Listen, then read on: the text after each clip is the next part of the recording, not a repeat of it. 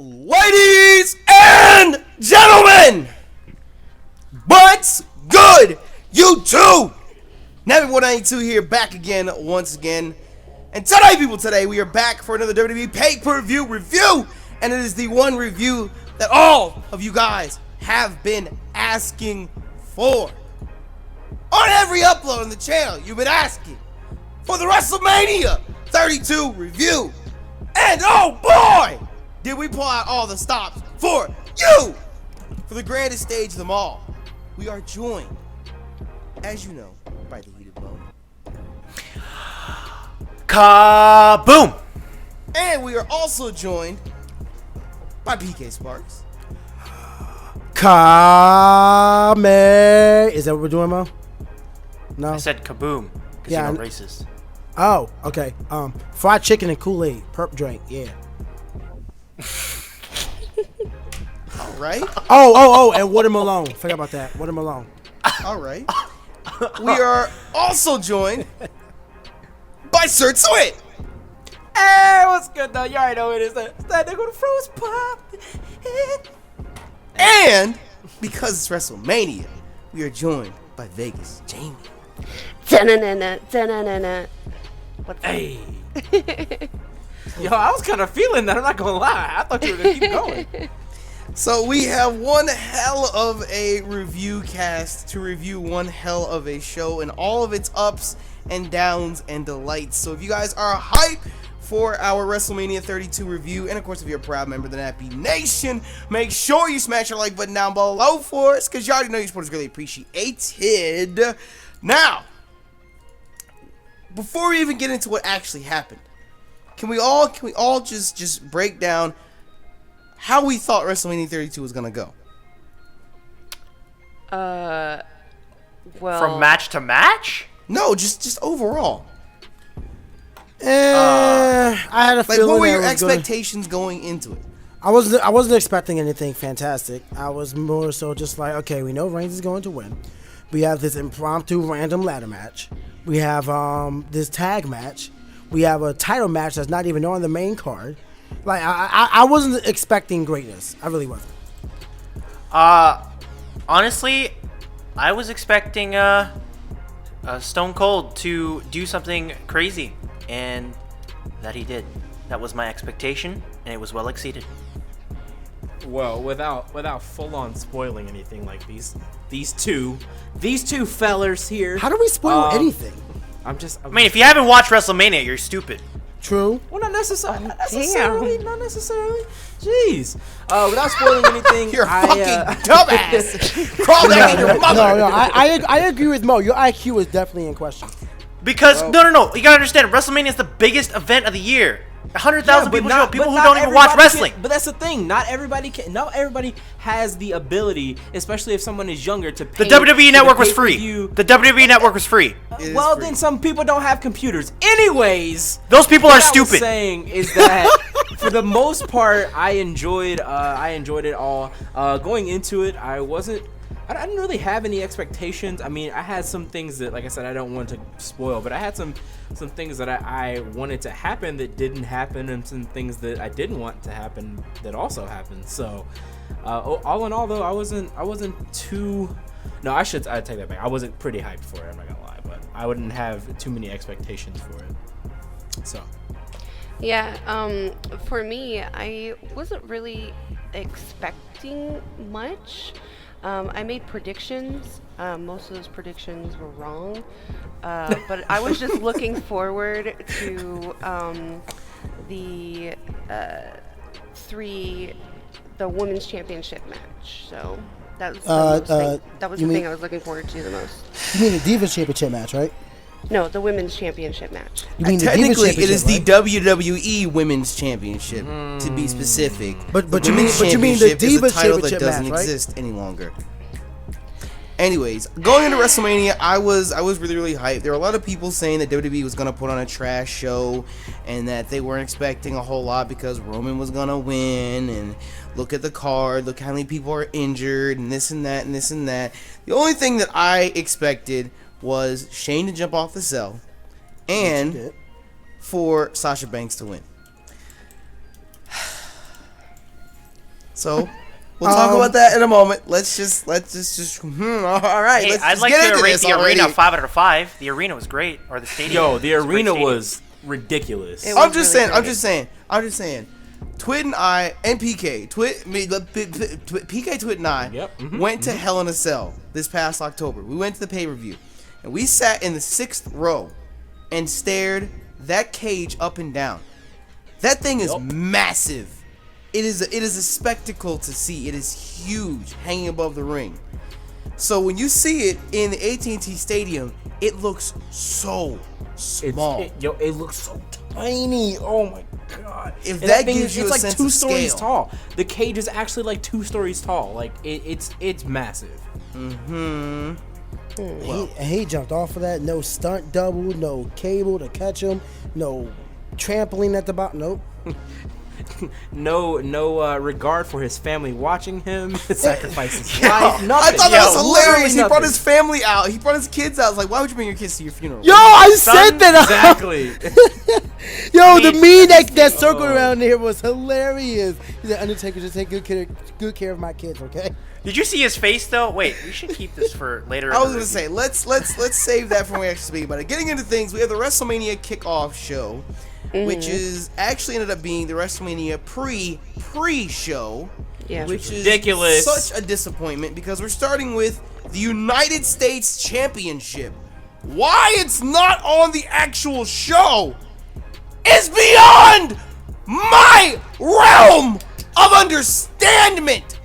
I don't care if that's a word. Probably because it's Kalisto and Ryback and nobody really cared. The only reason why they cared is Kalisto's because it was amazing. What are you talking? it was the first match, so You know what? I It could have didn't been the understand first it. match on the main card, though. The fact that a major championship title is the very first match on what Nappy dubbed as the pre-kickoff show.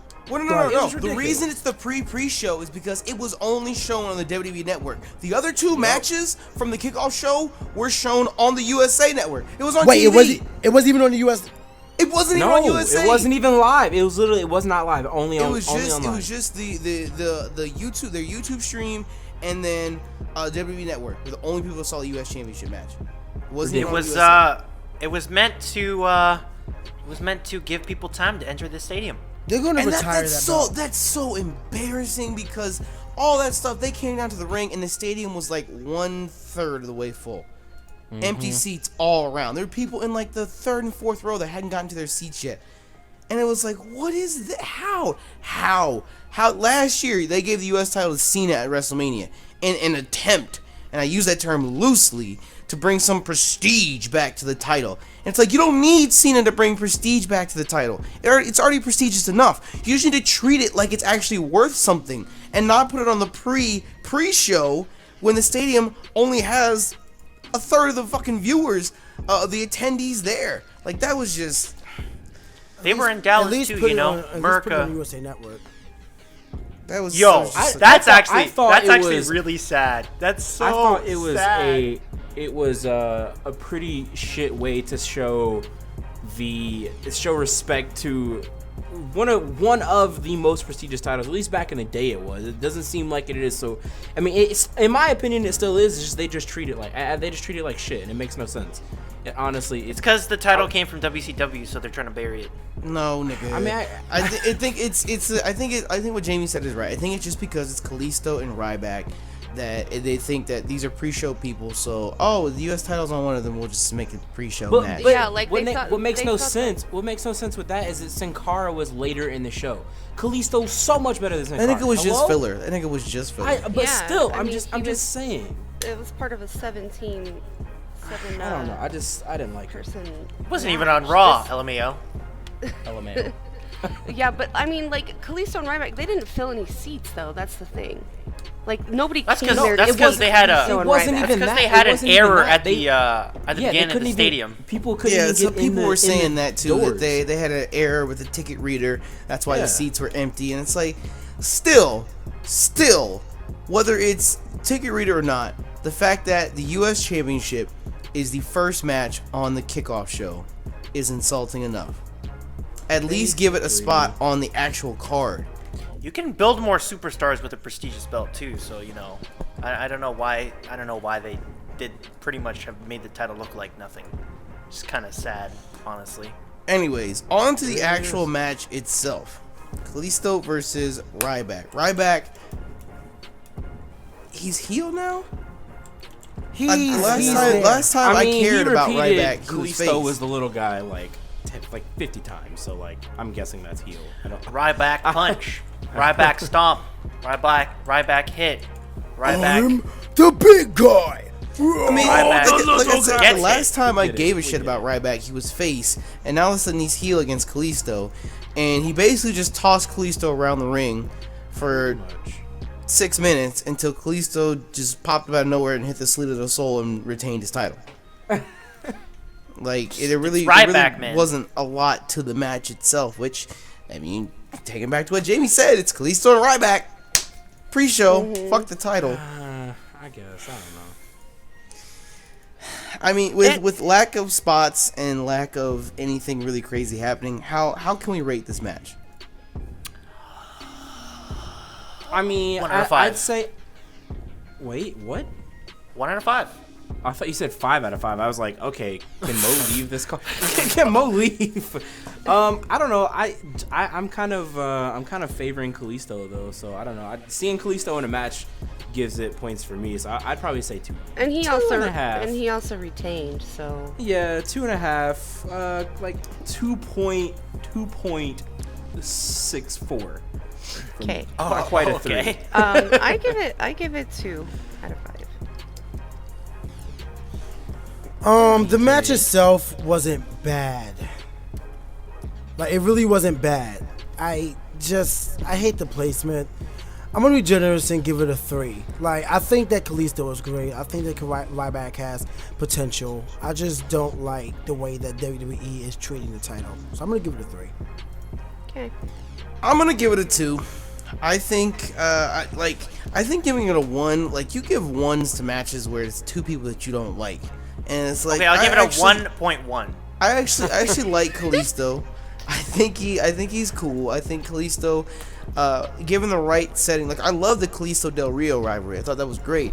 Given the right setting, I think Kalisto could be propelled to the quote unquote next Rey Mysterio. But if you're just gonna treat him like he's pre-show trash, then that's all he'll ever be. If you don't give him the opportunity, don't give him the chances to go out there and win the fans over and do all this stuff, then like what's the it's frustrating. Why put a title on free TV?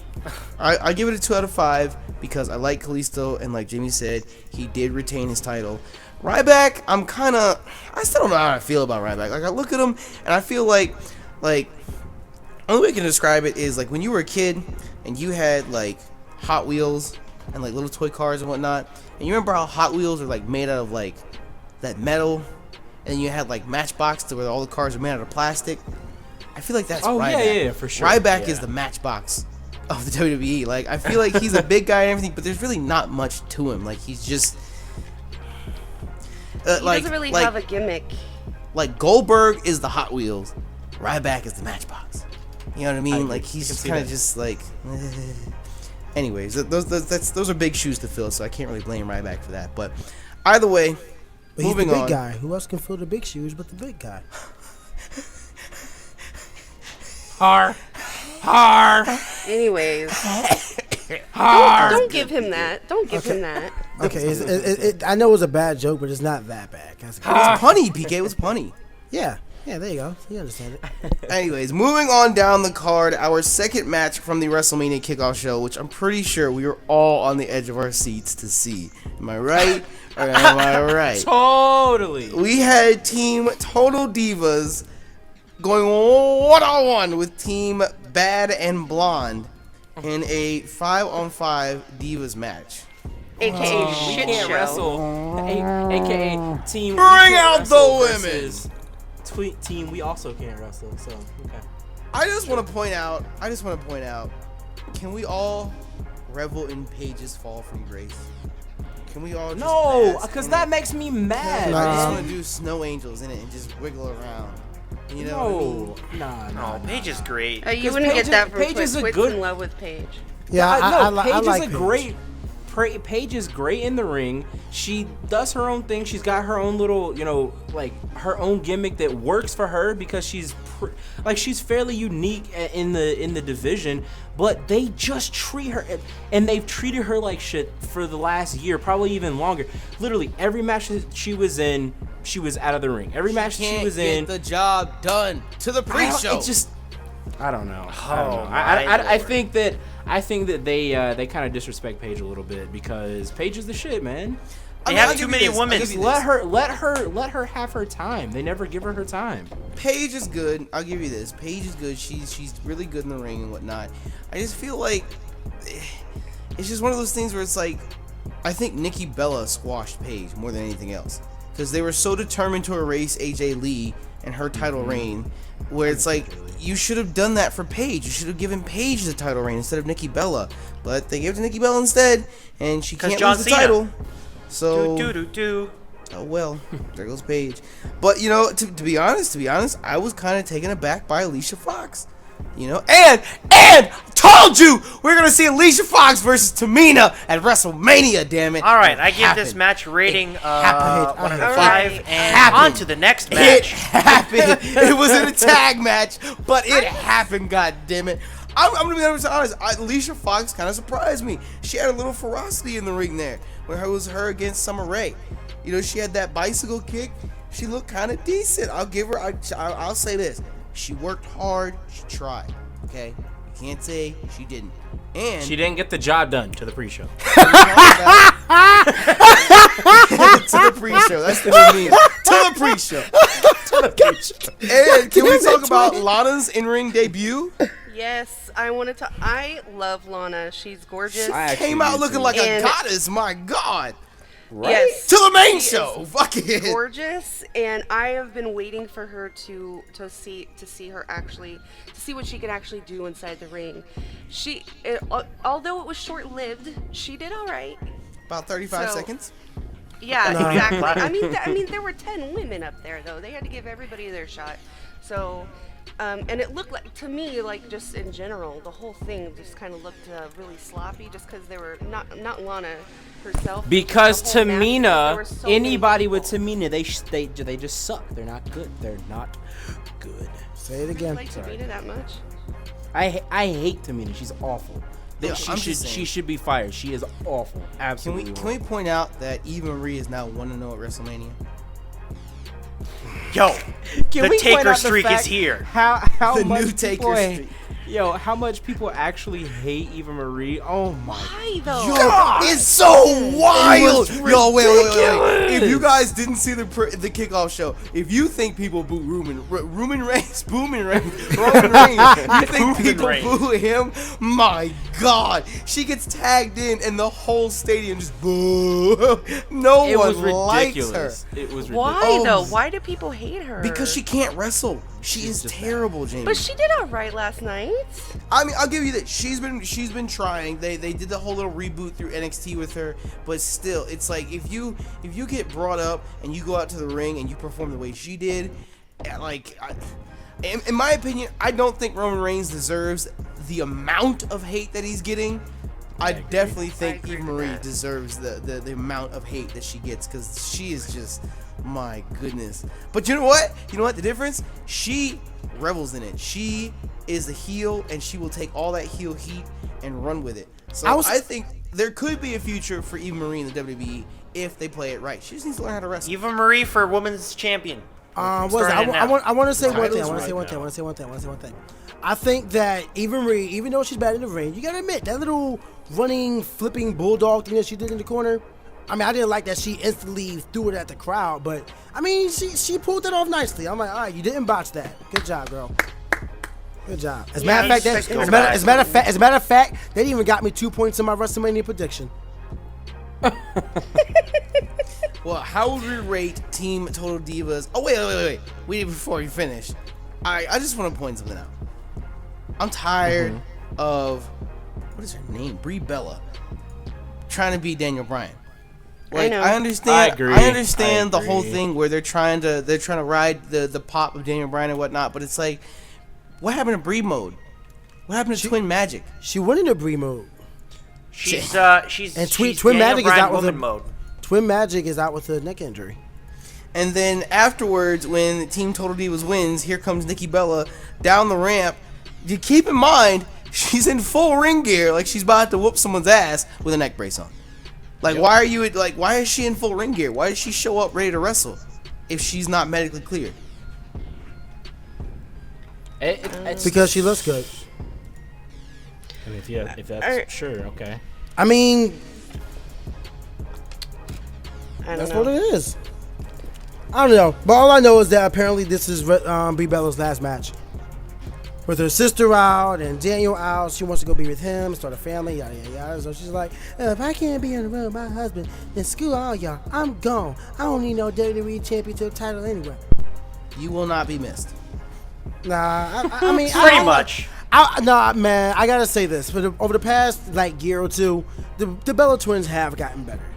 No. They have. She will not be missed. You cannot I will say no. they didn't. I will say Nikki Bella has gotten better, but to say that they both did, that's a stretch, PK.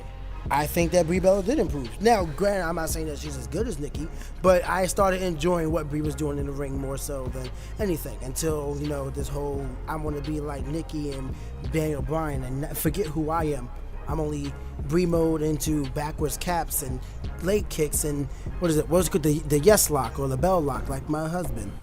Yo, I'm just saying, I don't think this should be her last match. She should come back for WrestleMania 33, channel Brie mode, and become the 2 in 2023.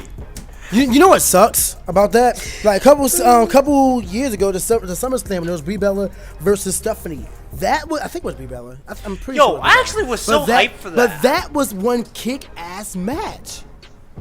Like, I love that match. That was probably the highlight of that SummerSlam for me. A lot of people. That's when I didn't know again, wrestling was like planned. Wait, say again. That's when that's the first pay-per-view I ever watched. Was it SummerSlam 2012? No, it wasn't that old. It was like 2014. I'll look it up right now. But like pretty much, that was just a good match at SummerSlam, and I don't know what happened to her. Like, I hate when stuff like that happens, but then people just fall down. Like, can we please get? Yeah, it was SummerSlam 2014. Oh, okay. Yeah, so so I know the Total Divas beat Team Bad and Blonde by submission, but who actually took the fall? Naomi.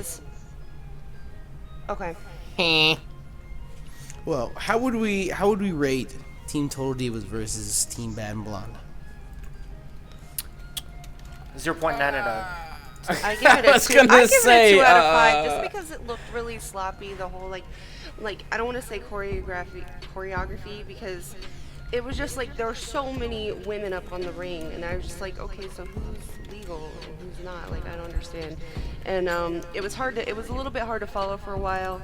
It was nice to see, like I said, Lana wrestle, and Paige did really well as well. So I still give it a 2 out of 5. It was all right. It was not terrible. So I think they missed the spot and should have had that at Survivor Series.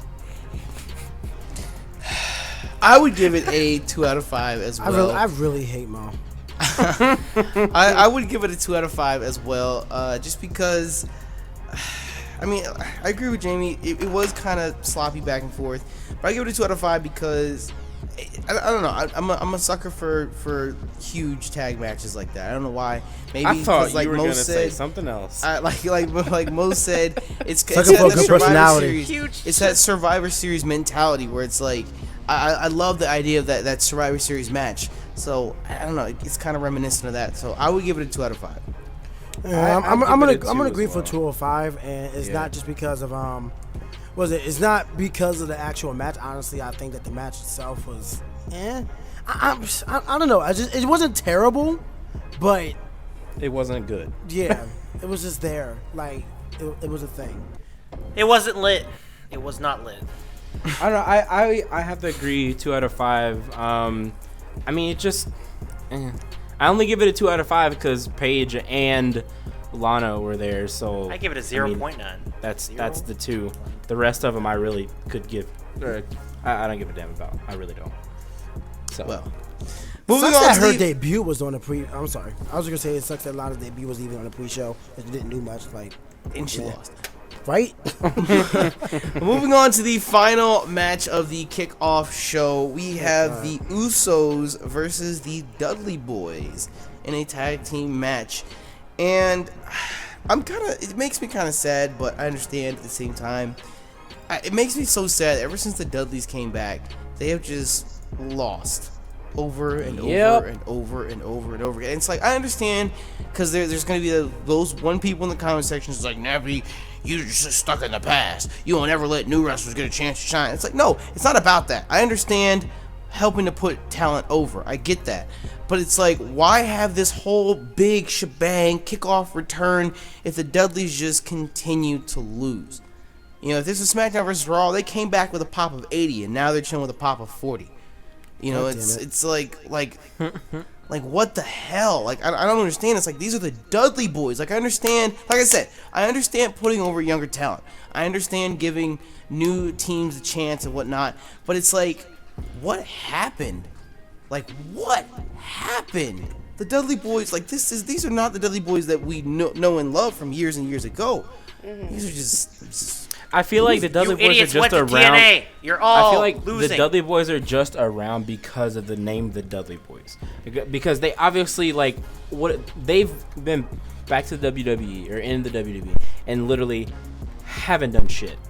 They've done nothing that has been like, you know, oh, this is like OG Dudley Boyz right here. This is what, you know. I mean, obviously they have their gimmick, they have their finishers and such, but they haven't done anything impressive that makes the Dudley Boyz the Dudley Boyz, other than just having the name the Dudley Boyz, which is why the only reason I think they're still around is, like you said, to put other teams, basically to give other teams the spotlight and be like, well, yeah, we beat the Dudley Boyz, so we are somebody. But I don't know, it makes me sad because like they used to be the shit and now they're just like not shit, and it's sad days.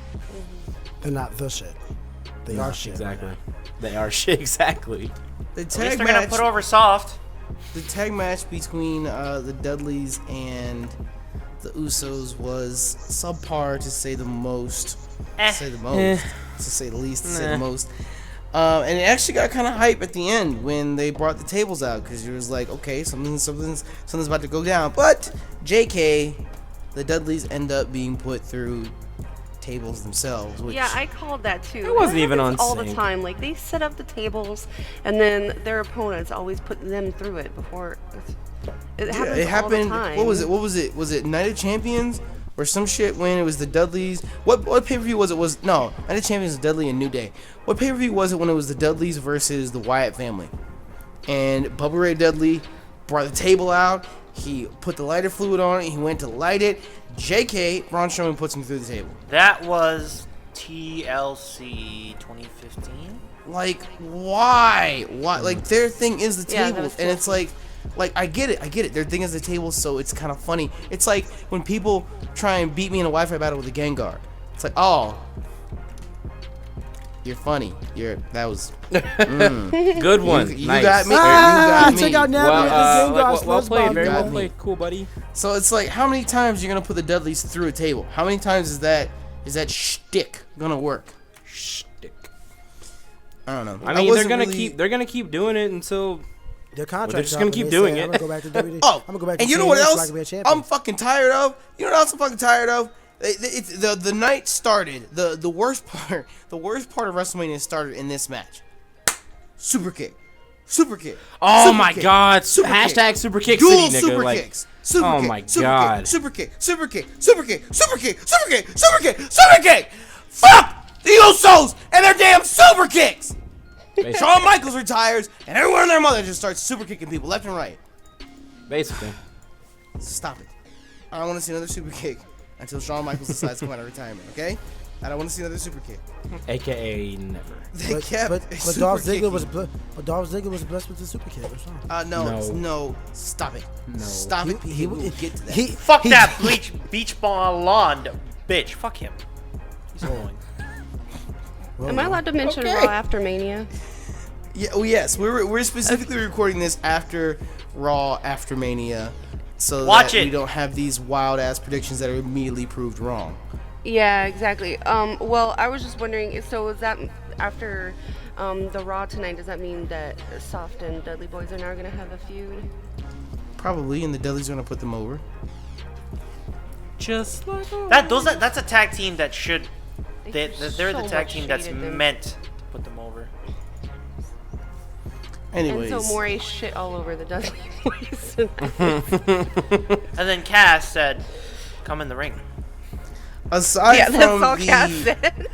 aside from the tables after the match, there weren't really any crazy spots. So how would you rate the final WrestleMania 32 kickoff match? I'm gonna go. I don't know, just because it's the Dudleys and like that takes away points for me. I don't know. I'm gonna give it a 2 out of 5. I think like I'm just kind of just rate the whole thing, just all of it's just 2 out of 5. Nothing more, nothing less. Just 2 out of 5. That's my opinion. I'm gonna give it 2.5 Yeah. out of 5, just because of the tables after the match was over, and also the Usos won, and I like the Usos, so. Man, I'm gonna give it a 1 out of 5 because that little action after the match get called in cost me 2 points on my prediction. I'm like, no, nobody's gonna go to a table. I'm like, yeah, no one went to a table. And then afterwards, someone went to a table. I'm like, but no, legit though, I'm gonna score it a bathroom break. I honestly came back and I saw them jump into a table. I did not watch that match. I wasn't interested. 2 out of 5. Yeah, 2 out of 5. Fuck that match. Well, I would have given it a 3 out of 5 because I like the Usos. I like the Dudleys. Even though the Dudleys were the ones that went through the table, I like that they actually did pull out the tables for WrestleMania. But I'm going to give it a 2 out of 5 because of the excessive super kicks. So if Jimmy or Jey Uso ever end up watching this, Stop super kicking. stop with bitches. the fucking super kicks. Like, if you do it once per match, that's okay. But you literally super kick the Dudleys like 8 times. But Stop. they're in Little Texas. ridiculous. Shawn Michaels. I don't give a a shit. fuck. I don't care. They're not Shawn Michaels. Stop super kicking. What about Dolph Ziggler? I don't, dude. Fuck him. He's not Shawn Michaels. No, Stop the super thing kicking. is, him. the thing is, Fuck we're not him. Fire saying Ziggler. we're not I hope he specifically gets targeting the Usos. They just did it the most. We're talking to everybody. Stop super kicking, for the love of God. Everyone should stop super kicking. Period. All right, now with the pre-show finally out of the way, we can move on to the actual WrestleMania card. Yay! I'm so excited for the next match. Surprisingly enough, the Intercontinental Championship ladder match was the opening match of the night. Salt in the Lit. wound, It was lit. fact, opinion. You surprised by that? Yes, because traditionally, I don't care what anyone says, put Money in the Bank back as the opening match of WrestleMania. Yes! I think it is salt in the fucking wound of all the people that liked fucking Money in the Bank that they opened this year's WrestleMania with a goddamn ladder match. Fuck that. Bring Money in the Bank back. That was one of the highlights of WrestleMania. It doesn't need its I'm own on the fence with that. I can agree to an extent, but then I'm also like, I mean, I don't mind that they. Could you they imagine switched it somebody up. winning Money in the Bank and then cashing in that night? I know that would be crazy. That would be hype. That would be. I mean, crazy. that is the downside because it does take stuff away, like that opportunity away. But at the same time, I'm like, I didn't really mind. I don't really mind that they don't have it anymore. They did that No, because they no, know they but- can make it its own pay-per-view. No, but that's so garbage. Like, the fact is, like, the beginning of the year or the end of the year, however you want to look at that, that should be like, okay, one of these people, no matter what, you're going to see them later on in the next WWE year, and they're going to be a champion. We just don't know when, but it's going to happen. Guaranteed to be a champion. Unless you're Alberto Del Rio. Well, okay, you're right. It's not guaranteed. Cena and Sandow, they both flubbed it. But I mean, but the idea is still there. It's just like I don't know. I just don't like it as its own pay-per-view because the pay-per-view, besides Money in the Bank, which is only one match now, what's the point of the pay-per-view? I mean, I think Money in the Bank ladder match should have always been just one match. I liked it when it was one match at WrestleMania, but then again, take in mind this was way back in the good old days when the brand split was real. Because I never liked the idea of SmackDown with their own ladder match and Raw with their own ladder. I don't like that. I like the fact that they had the Money in the Bank ladder match where it was all wrestlers from both shows vying for one title shot. So you had 3 from Raw, 3 from SmackDown, and at the same time, it was 3 that 9 times out of 10 you've never seen go head to head before, because they don't ever see each other on separate shows. So I always liked it. Money in the Bank, opening match of WrestleMania, it was such a hype way to begin the show, because like PK said, whoever's winning this match, guaranteed title shot. You're gonna see them against a champion sometime this year. So, like I said, it was salt in the wound. I agree with PK. I don't like the theme pay-per-views at all. I hated Hell in a Cell when they first brought it out, because it's like Hell in a Cell was like the end-all be-all. It was like you never knew when it was gonna drop. You never knew when Hell in a Cell was gonna drop. It was just the rivalries would get so heated, and all of a sudden, Hell in a Cell, and you're like, oh my god, I gotta go see this. And now it's like, oh, we know there's not gonna be a Hell in a Cell unless it's WrestleMania or Hell in a Cell. Okay, cool. Anyway, all that aside, the Intercontinental Championship ladder match to start WrestleMania, we have Kevin Owens, the Intercontinental Champion, defending against Zack Ryder, Stardust, Sin Cara, Sami Zayn, Dolph Ziggler, and The Miz. Going into this match, I can tell you, I wanted either Kevin Owens to retain or Stardust to win, because Stardust, I don't care what anyone says, that nigga is hilarious. Or I was thinking that Sami Zayn would win to further the Kevin Owens Sami Zayn feud. But surprise, surprise, none of that happened. Zack Ryder, What? of all people in the match, came out with a W. And you know what? I like that. That when I saw that, it was like as Adam from Work Culture said it best. Everything is up in the air. Everything is up for grabs. Zack Ryder out of nowhere wins the IC belt in a ladder match. Okay. Yeah, I think so, that was a swerve meant swerving. I liked to be it. honest. I like this match because of the unpredictability. Like I was not thinking Zack Ryder at all. Not even on the radar. like Not Zack even on the radar. Ryder, Sin Cara, Stardust. To me, I mean, shoot, not even just to me. The way they set it up, they were all just filler. They were all just filler. It was about Dolph Ziggler, The Miz, Owens, and Sami Zayn. I can see Ziggler winning it. I could definitely see Sami Zayn winning it. Or I can see Owens retaining it. Yo, Kevin Owens really fucked up. Zack Ryder, yo, he really did. Think about this. Just actually really, worried take a about second it. to I'm like, realize the storyline. Kevin Owens brought in those 3 because he thought he could have an easy match at WrestleMania. Joke's on you. You got put in a ladder match, and the least likely person you thought was going to win, what? And Kevin Owens likely died in that ladder match live on TV. Kevin Owens was reduced to a puddle. That was so sad. That was I an was amazing. scared for him. That was an sold amazing the sell. hell I out think of he that, sold yeah. that so well. No, But you know what? Legit, Also- it was just. I was like, yo, is he dead? Like he did not move. Is he dead? But He's I'm like, amazing at selling, dude. No, I I was mean gonna say- I was that's what gonna I'm saying. say. That's what I'm saying. I knew he was a good because like they checked on him. I was like, yo, are you good? Are you good? I didn't see any ambulance come down, so I'm like, okay, he's just selling immensely. So good on you, dude. But damn, like that bump. And actually, speaking of that, I just have one thing I want to mention. I hate that they pronounced a hell of a kick as like a haluva kick. PG. GPK. No, bullshit. Then don't call it the hell of a kick. They don't. It's called the haluva kick. No, fuck you. No. No, that's attitude adjustment, PK. PG. Yeah. I'm gonna say all the best spots in this match, IMO, came from Kevin Owens. All of them. Even Agreed. from Yeah, Sami of Zayn course. dumping him on his head at the end. From Kevin Owens with the Kevin frog Owens made that splash. Kevin Owens with the frog splash to Zayn on the ladder. The back body drop to Zayn on the ladder. Why is Kevin Owens a god? Fact? Opinion? Yes. Kevin Owens is a fucking god. And you know what? I'm so tired of this ant. Sami Zayn. No, don't get me wrong. I like Sami Zayn. I like Sami Zayn. No, he's from Canada. Let me finish. Let me finish. They're both from Canada. Let me finish. I Exactly. like Sami Zayn. I repeat, I like Sami Zayn. He's great in the ring. I will say this. I didn't like him at first, but he has grown on me. I like Sami Zayn. But I'm so tired. Everywhere Kevin Owens goes, Sami Zayn is there. Fuck off. Either let them have their actual rivalry or just fuck the fuck off. Let Sami Zayn go and do his own thing somewhere else. Just stop. Everywhere Kevin Owens goes, here comes Sami Zayn. Fuck off. I agree. I'm also just very curious now that all of that has played out. Just look at the WWE mid-card. Just really absorb it for a second. Just think about it. Mid-card is better than How lower, many but- people are on the fucking mid-card? Holy shit. Back to the conversation.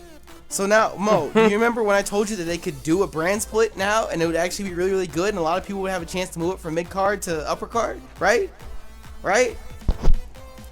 No, Cheesecake no? is great, you guys. My favorite exactly. cheesecake Anyways, is aside from banana. the Kevin Owens spots, the only other cool spot that I thought was there, which I'm surprised he didn't botch it, was when Sin Cara jumped off the ladder and he landed on the top rope and then did a front flip into the other wrestlers.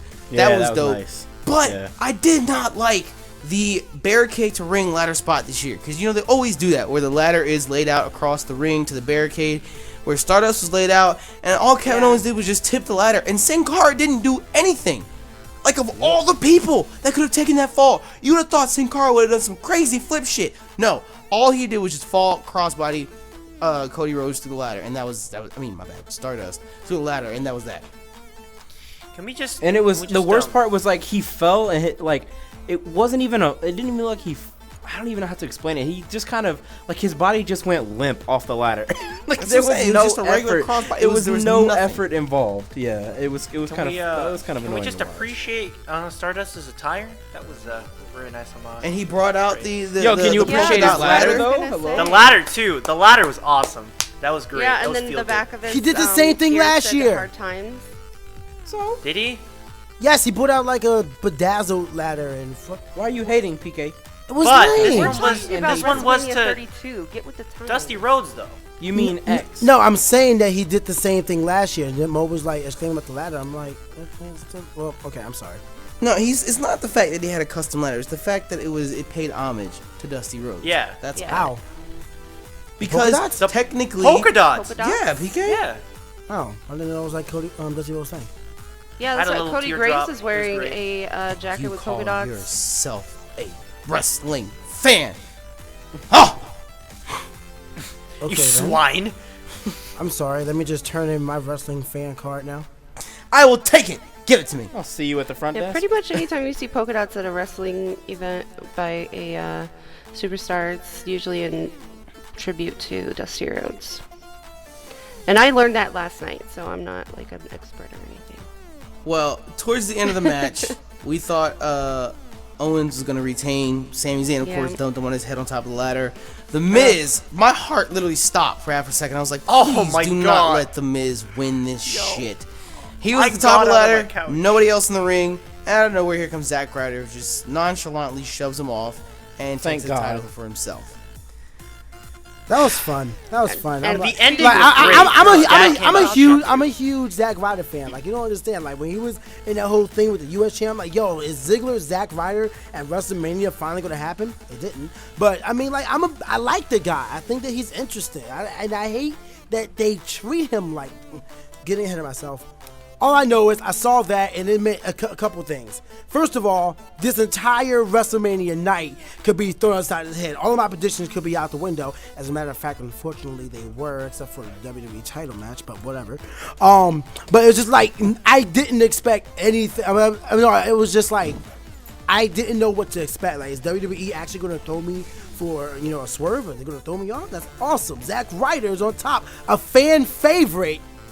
Just won the title. I mean, granted, don't get me wrong. Kevin Owens is also a fan favorite. I'm not saying that at all. But after we know where he's going, it's like, okay, all right. Let's see what happens here. That was really good for Zack Ryder, though. Yeah, but then That but was. then for him to lose it the next day, hello. I was going to talk about it at the end, but Storyline writing. Before we move on to that, let's rate the match itself. How would you rate the Intercontinental Championship ladder match at WrestleMania? I give it a 4 out of 5. As much as I was like kind of upset that Kevin Owens lost, obviously, I was super excited for Zack Ryder. I watched him on Breaking Ground on the WWE Network, and just him wanting this so bad, like he wanted, like you can't like not be happy for him. So. I'm gonna give it a 3.5, and I'm probably being crazy critical because I've seen some crazy good ladder matches, and not to say that the bunks they took were bad, or actually were bad. But I mean, like, I don't know, like it was exciting, it was fun. I'm very glad for the ending, but the match overall, I'm gonna give it a 3.5 out of 5. I think I don't know. I take points away just because, like I said earlier, like I know I talked about it ahead of time, but I understand that like Sin Cara is just kind of filler, but I also don't like the fact that Sin Cara was there. He also kind of like he did have that one. He had the one really nice, off the top rope front flippy thing, but then he also kind of botched it, so it kind of canceled that out. What doesn't he botch? Zack Ryder. I'm glad he got it. I'm gonna take points away because the Miz was in the match. Period. That's not right. And the fact that he actually got up the ladder, I don't like that at all. But Zack Ryder getting the belt, that was it. I mean, getting the winner and everything, it was cool. It was cool. I like to see it. It was somebody new. It was definitely out of left field, so points for that. The fact that Kevin Owens lost, though, I got to take points away from that. The fact that he sold the hell out of that neck-breaking ladder suplex thing, I'm going to go ahead and give him points for that, so that cancels each other out. I don't know. I think all around, it was still a good match. Just the Miz was in there, and also Sin Cara could have done better. So 3 out of 5 for me. I'm going to give it a 4 out of 5. Actually, I'm going to give it 0.1 because Kevin Owens looked dead. So there you go. 4.1 out of 5. Shout out to Kevin Owens. Your sells are the best. Keep selling. Everybody who wants to become a wrestler, watch Kevin Owens take a bump. That's how you take a bump, basically. I'm gonna give it a 3.5 out of 5. It was a nice. I don't even call it a tribute, but it was a nice stand-in for the Money in the Bank ladder match. I'm gonna give it a 3.5 out of 5 just because Kevin Owens. To be honest, that's such a fucking terrible thing to say about everyone else in the match, but I'm gonna give it a 3.5 out of 5 just because of Kevin Owens. It wasn't a bad match to say the least, but it wasn't anything beyond amazing. Like PK said, I've seen much better ladder matches, especially at WrestleMania. Shoot, so even what Kalisto did a while back was better. The Salida del Sol off the top of the ladder, still, it was I don't know. We could have just seen more, but either way. As Jamie mentioned, and as we mentioned before, we are recording this after the Raw after WrestleMania, so that we don't make false-ass predictions that are immediately proven wrong. And, of course, on Raw the next night, Zack Ryder, his new Intercontinental Championship, talking about how he had Scott Hall hold it and all this stuff, and it breaks you fucking heart. And then out comes The Miz, goads him into putting the title on the line, and Zack Ryder loses the title. With Maurice assisting. Maurice and her comeback though. Yeah, I want to know if she's like back on contract or if she's just there because of WrestleMania. I mean, she was in the ring. I mean, she was, but they could have just allowed her.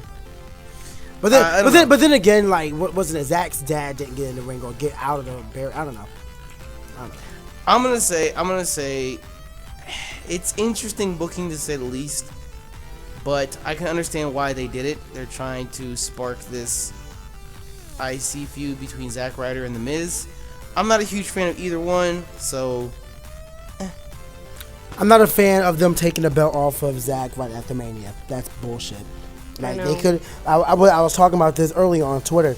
They could have done it any other way. They could have set up a feud. They could have had it end in a DQ, and then they wrestle again for their revenge. It ends in another DQ due to outside interference, some bullcrap like that. They definitely could have done it, but at least have them have a longer run with the belt. Let them come out and say the Intercontinental Champion.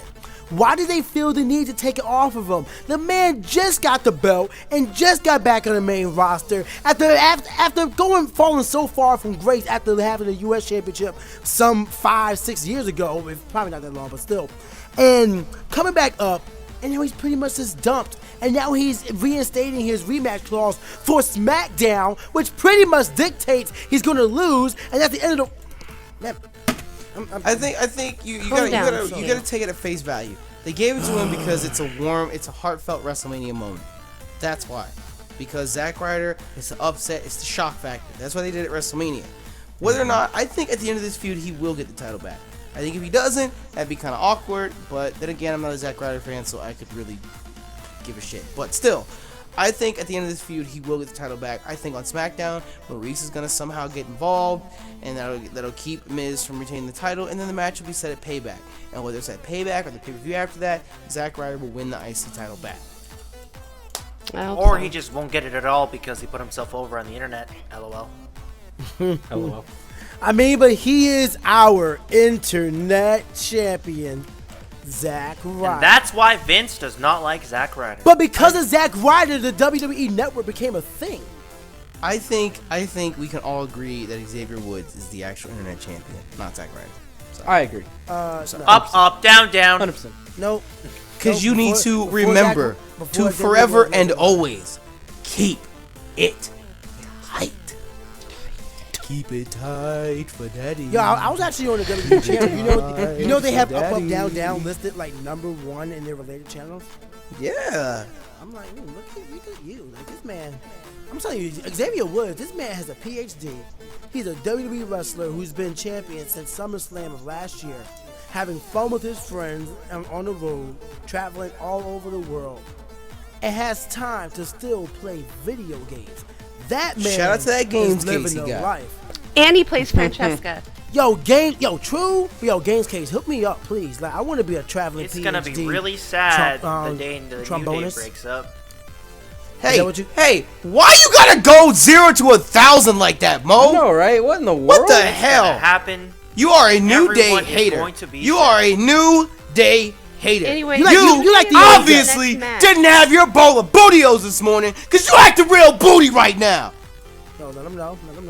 Ah, I'm a New Day fan. Yeah, I want you to Hate it, Booty. I want you to know, Bootios is made of 100% tears of haters. I just wanna Actually, say No, Kofi I Kingston cannot tweeted wait today- until it Big was- E it was joins a the video. Authority. What did you say, That is gonna Jamie? be What did you great. say? Kofi Kingston tweeted me today. Just want to say that. Okay. Anyways, back to WrestleMania. Back to WrestleMania. Back to WrestleMania. Everybody, come back. Back to WrestleMania. The second match on the card is the Battle of the Dad Bods. Chris Jericho versus AJ Styles. Wait, AJ Styles doesn't really have a dad bod. Chris Jericho has if I was a dad, that was gold. Dad bod, but it's the battle. It's the battle of the. They look like dads. What do you want? I mean, they are The dads. Battle of the Dads. Yeah, the Battle of the Dads. No. I like both Jericho and AJ I Styles. I like both Jericho and AJ Styles, and the match had a couple nice spots. It had a couple nice nice match. spots. It was a pretty decent match overall. I enjoyed AJ it. hit It the was Styles Clash. AJ did hit the Styles Clash, but there are a lot of people that are mad that people keep kicking out of Styles Clash. It loses know. credibility when people continuously kick out of your finisher, especially when you hit it so infrequently as AJ Styles does. You know, he's hit it more frequently lately, but when he first debuted, he only hit it like once or twice, and people would kick out of it, and it's like, what the fuck? Why? They're trying not to gonna be push hitting this it at Payback. this calf crusher as his new finisher and this phenomenal forearm, but you know, he went for that first phenomenal forearm, and I literally tweeted, I said, yo, it would be dope if Chris Jericho caught AJ Styles mid-air from the phenomenal forearm and hit him with the code breaker. And would you know? Not 5 minutes later, boom, it happened. Raw. Called me Miss Cleo. Called me. No, I got you. Oh my God. Plot twist, I'm- Nappy works for creative. Plot twist. Yo, I'm just saying. Oh, he does? I got a bone I to enjoyed pick the with match. you. He was saying that he has a bone to pick with you because you work for creative. Oh, okay. Well, get in line. Shoot Kevin Dunn in the knee. Shoot him in the knee. I enjoyed the match. It had a lot of good spots. PK was saying that this shouldn't have happened at WrestleMania or yada yada yada. I think it was a good definitive ending. It was a good period to the rivalry, or at least the one-on-one between Jericho and Styles. I enjoyed it. I enjoyed it agree too. with I that. think Battle of the Dads was great. Battle of the Dads at WrestleMania, AJ Styles versus Jericho. BOTD. Ford, great. Yes, BOTD, Battle of the Dads. BOTD. I like. Which, I to like be the honest, match. as dads, they wrestle well. They wrestle well. They do.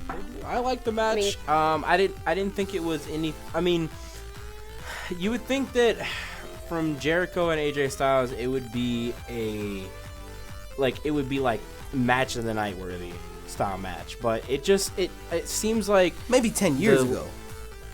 well, maybe, but also at the same time, I feel like still to this point, it should be one of those like, damn, that was some crazy shit. Like I'll give it to Jericho. He can still get up and he can still move and he can still do his thing, but That lion salt. it's just I don't know. Like I feel like if Jericho wasn't able to, obviously Jericho's not able to do, he's not able to move like he used to. While he still can get up and go and do his flashy shit, he can't move like he used to. I feel like they should have AJ just go above and beyond and just. Maybe it would be, I don't know if it would necessarily be burying him, Jericho, but I feel like they should have AJ Styles go above and beyond and just completely outclass and outshine Jericho. Because AJ Styles is like, if they're gonna, that's who he is. Like he was the Jericho, and then he came. I don't know. I feel like they should have AJ Styles just completely outshine him and just really go off. And it always just falls short. It seems. But he's from TNA, LOL. I know, but it just seems so underwhelming. At the same time, though, everyone thought AJ was gonna win this match because it was his first WrestleMania. He was from TNA, who didn't get sent to NXT. He was straight to the main roster, which is respectable. I think he deserved it. I would have been a little upset if AJ went down to NXT, but still, at the same time, I don't think Chris Jericho needed to lose this match. Because Jericho has, ever since he came back, in 2010, 2012, sometime around there, he has done his job as one of the older superstars. He has put over, the man lost to Fandango at WrestleMania. He lost on his, 15 years of Jericho, or whatever the hell? Yeah, at his 15 year at the Madison Square Garden, whatever it was, he lost to that too. He has done his fair share of putting talent over. So when it comes to an actual serious, credible rivalry, I can understand them actually giving this one to Jericho. Because AJ doesn't need to be put over. As you can clearly see from Monday Night Raw the night after, AJ's doing just fine without that win from WrestleMania. So it sucks that AJ didn't win his first WrestleMania, but at the same time, I think Jericho needed that more than AJ did. Yeah, and it was worth it because now he's the number 1 contender. I'm Am I allowed to liking say that. I'm liking that Jericho is in the up and coming. I like that Jericho has been put back in a good spot in WWE, and that they can throw him now into a rivalry with anyone, and he can do his job or whatever and come out strong and do what he has to do. He can win or lose, and people will love him. And at the same time, he has wins to add it to his credibility. So it's not like, hey, look, it's glorified jobber Jericho. It's more like, holy shit, it's Jericho. You know what? Speaking of that, I'm actually really shocked that he's still around because he's been like part-time for a long time. And I don't know, he's done a lot more recently than I was expecting him to do. He's been on almost every single week. So, shout out to Jericho for sticking around. I appreciate it. Like I said, it was a serious rivalry between him and AJ Styles. I think that's what was needed, to be honest. That's what was really needed in order to sell it and build it all the way up to WrestleMania. Because you were saying that it should have just ended at Fastlane, or they should have just carried it over or something. But at the same time, I was saying that they shouldn't have. They either should have made that match end off at Fastlane, make that end in a DQ, like it got crazy heated. And then they would finish it at WrestleMania. Because, what they did at Fastlane was they pretty much finalized it. And then they said, oh, no, just kidding. We're going to do it again. I'm like, oh, yeah. I think it was originally slotted for that, and then they just said, fuck it, WrestleMania, LOL. I don't know. Well, I think the reason that didn't happen is because I think it's one of those things where AJ debuted, and I think the idea always was for him to be in the world title picture, but the whole storyline with Triple H and Roman Reigns was still going on, and that was going to go all the way until WrestleMania. So as cool as it would have been to see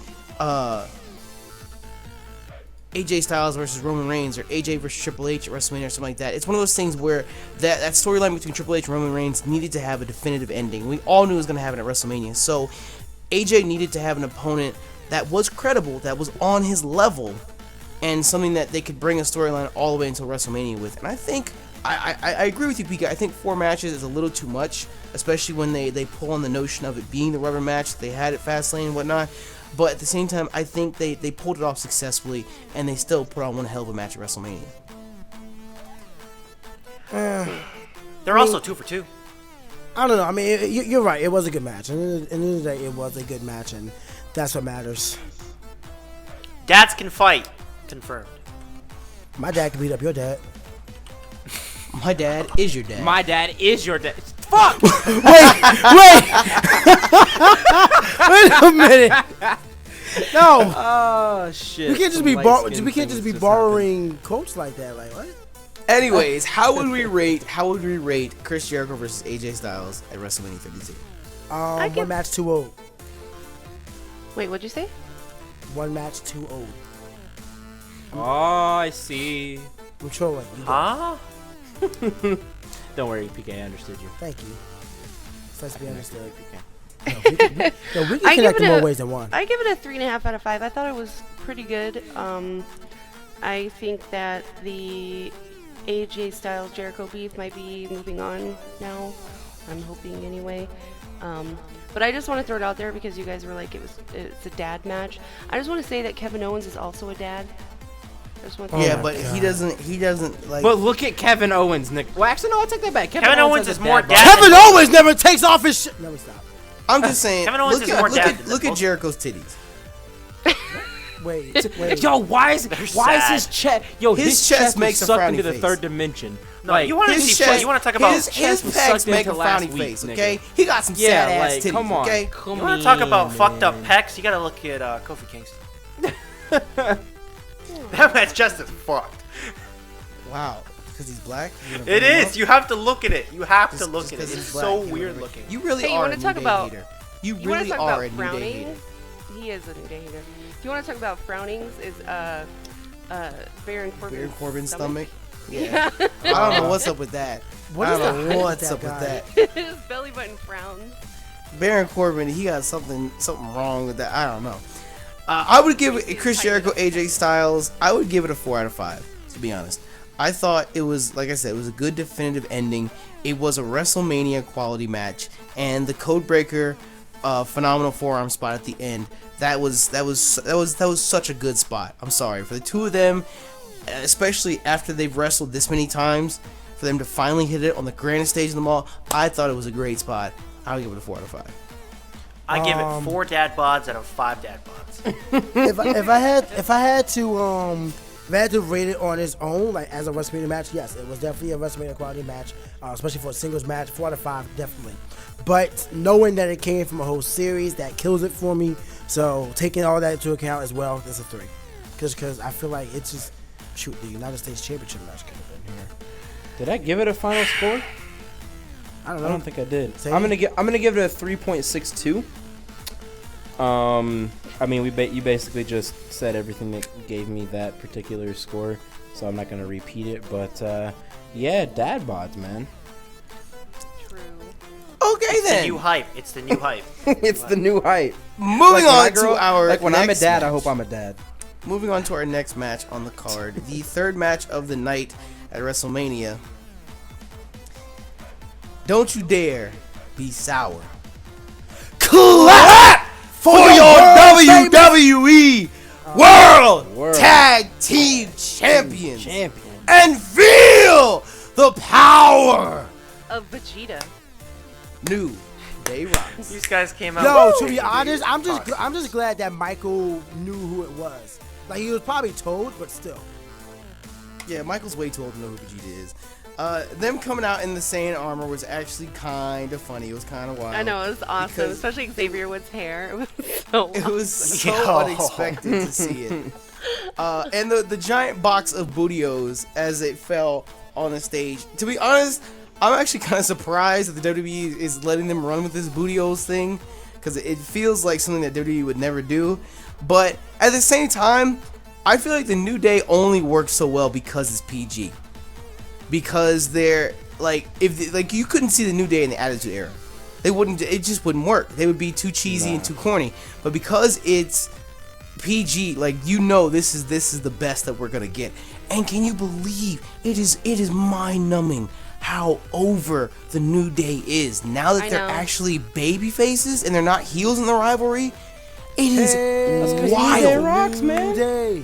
It's wild. Everybody loves them. That's my favorite champ for them right now. But still, the match itself was the New Day versus the League of Nations, and leading into this, The match was very depressing. I was under the impression that it was a 4-on-3 handicap match for the titles. That's what I thought it was the entire time. Me too. And I could I swear found out from Twitter that it wasn't. I could swear, yeah, I did the same thing, and there were people telling me it was never announced as that. I could swear, vividly hearing in my mind, Michael Cole saying it was a 4-on-3 match, and that the odds were not in New Day's favor. I could swear I remember hearing that. But apparently, it's not. And all of a sudden, I found out. it's not for the titles either. Yeah. So that match just had no point. It was just there. Yeah, and I found out that the and I didn't know this before. It's probably like world knowledge, and I'm just dumb. But that the title for a tag team title, it can only be 2v2. Well, that's why whatchamacallit, the match itself can only be 2v2, but the Freebird rule, which is why they inducted the Freebirds into the Hall of Fame, is that the tag titles can be held by groups larger than 2. Yep. So Shout out to the Spirit Squad. Oh, okay. there you go. But still, I don't really understand why it's WrestleMania. You come out in Saiyan armor, you have a giant box of Booty-O's. I felt bad for League of Nations because they didn't even clear that shit off the stage. They had to walk around it. But they kicked the Booty-O's out of the way. You know who I feel bad for? Wade Barrett. They kicked him out of existence. What? But it doesn't make any sense. It literally doesn't make any sense to me. Like, is there any logic or reasoning behind the titles not being on the line? It's WrestleMania. The New Day is gonna show up, so a New Day promo would pretty much be better than anything on the kickoff show. I mean, the only reason that I could see is if they wanted to continue this rivalry between League of Nations and New Day, because League of Nations would need to get a win, which they did. They did win the match. They would need to get a W, and I guess they don't want the New Day to drop the tag titles because they're so ridiculously over, and they just want to have this huge tag title run, which I'm not against, I understand, but even on the Raw after WrestleMania, the rivalry is clearly over. And on the Raw after WrestleMania, they had a tag match for the titles. Which makes no sense to me. Why at WrestleMania the titles aren't on the line, but the Raw the next night the titles are on the line, and New Day wins, so they retain their title. Why couldn't you have still had that happen at WrestleMania? Have the New Day, who are so insanely over, it's mind-numbing. I haven't seen anyone since The Rock be this over with the crowd. Why couldn't you just let them have their WrestleMania moment? You went all out, got the big Booty-O's box of cereal, all this craziness. They could have retained the titles, had a huge celebration, all this shit. You could have still done the shit with Shawn Michaels and Mick Foley and whatnot. You could have had League of Nations attack them afterwards or whatever, and then have the legends come out and still do the whole thing. But I honestly don't understand. Outside of them trying to continue the storyline to say League of Nations got a W, why? And on the Raw after, the storyline's down the drain.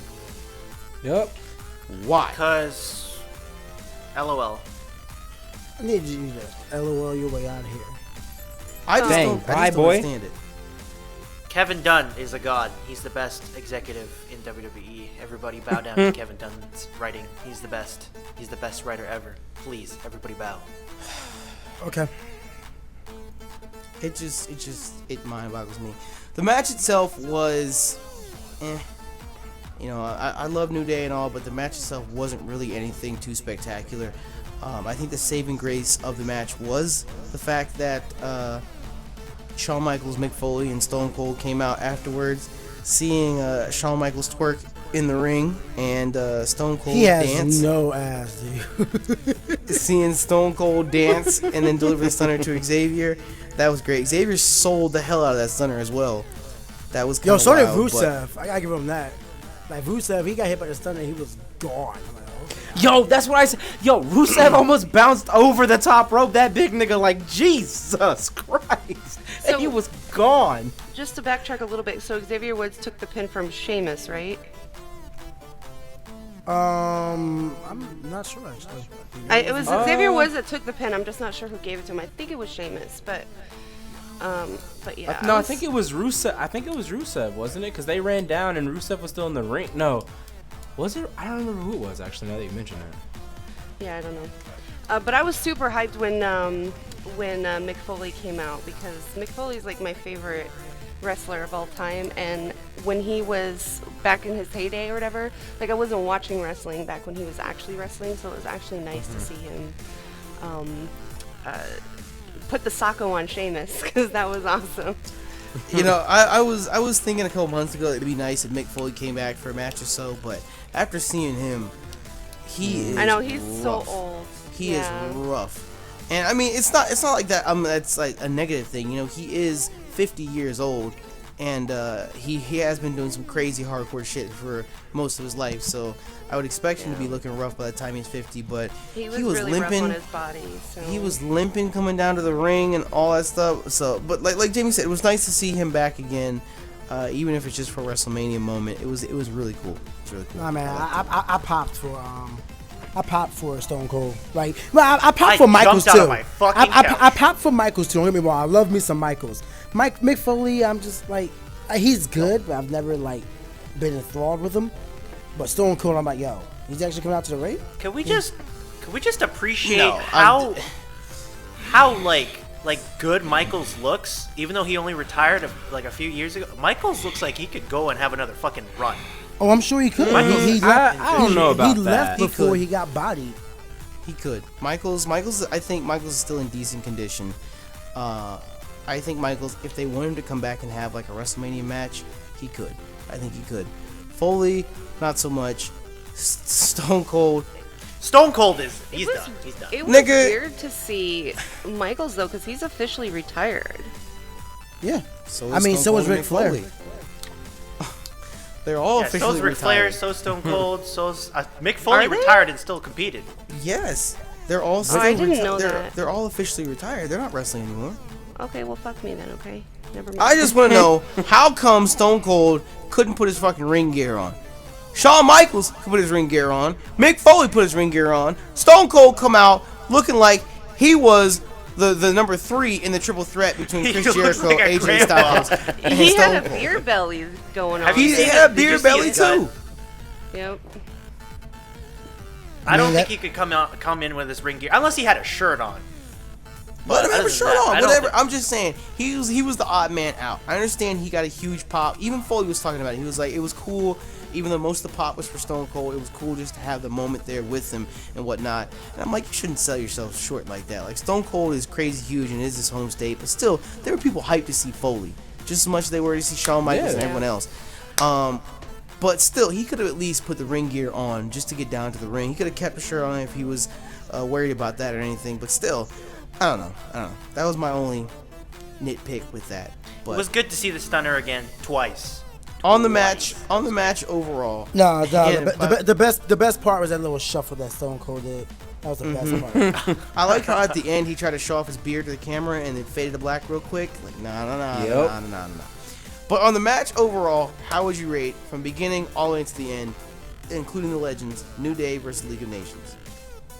I give the whole segment 4 out of 5. I really enjoyed the legends coming out, especially obviously Mick Foley.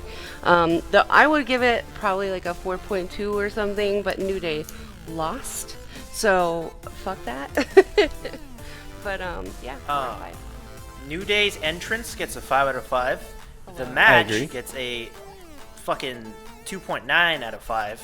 And the whole segment at the end gets a 5 out of 5 because of fucking Stone Cold. So, if I average all of that, which I'm not going to actually calculate it, I'm just going to give it a 3.9. Entirely. Couldn't you just like add those 3 numbers and then divide by 3? You know what? Never mind.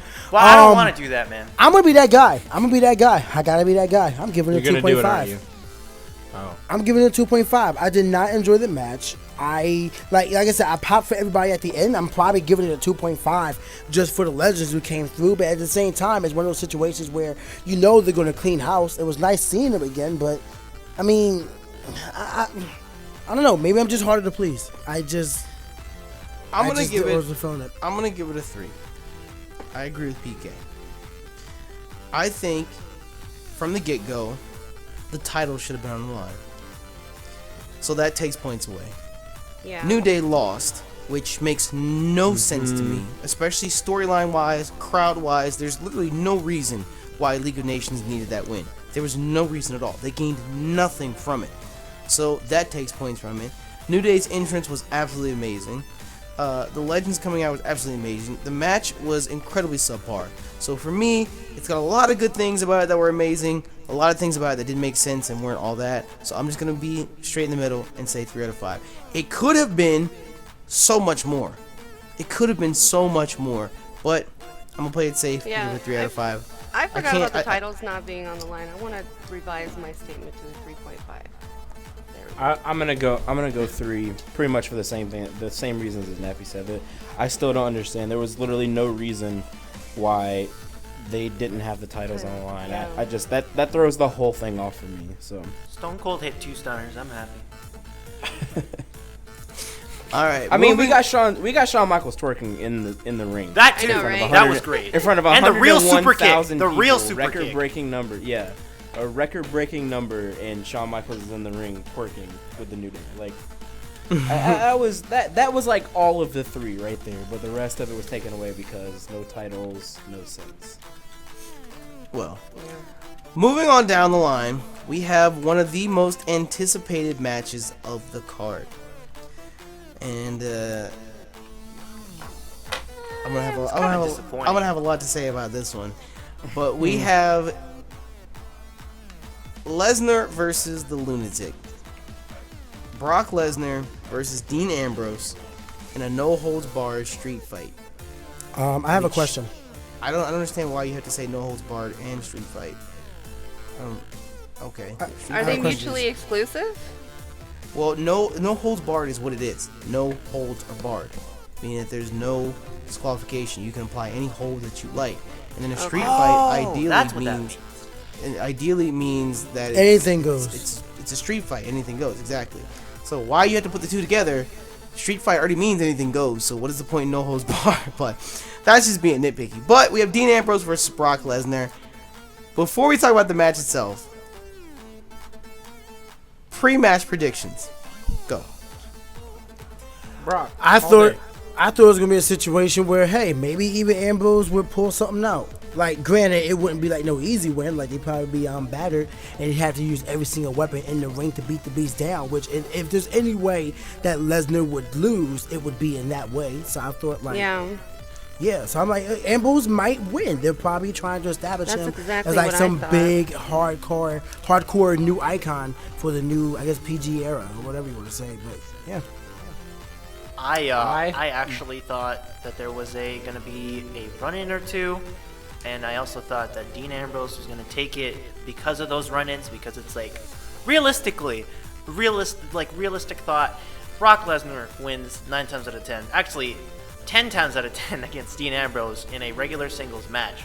So with this stipulation, I thought, Dean Ambrose could win, and I think it's going to be Dean Ambrose. That's exactly what I thought too. I thought that they were just going to give him the win because they would, they want to gas him up or whatever, but it didn't work out that way. I'm the same with everyone else. I thought that the whole point in it being a no-holds-barred street fight was to give Dean Ambrose a chance, because as Mo said, in any sort of regular singles match, Dean Ambrose is being put through the canvas time and time again.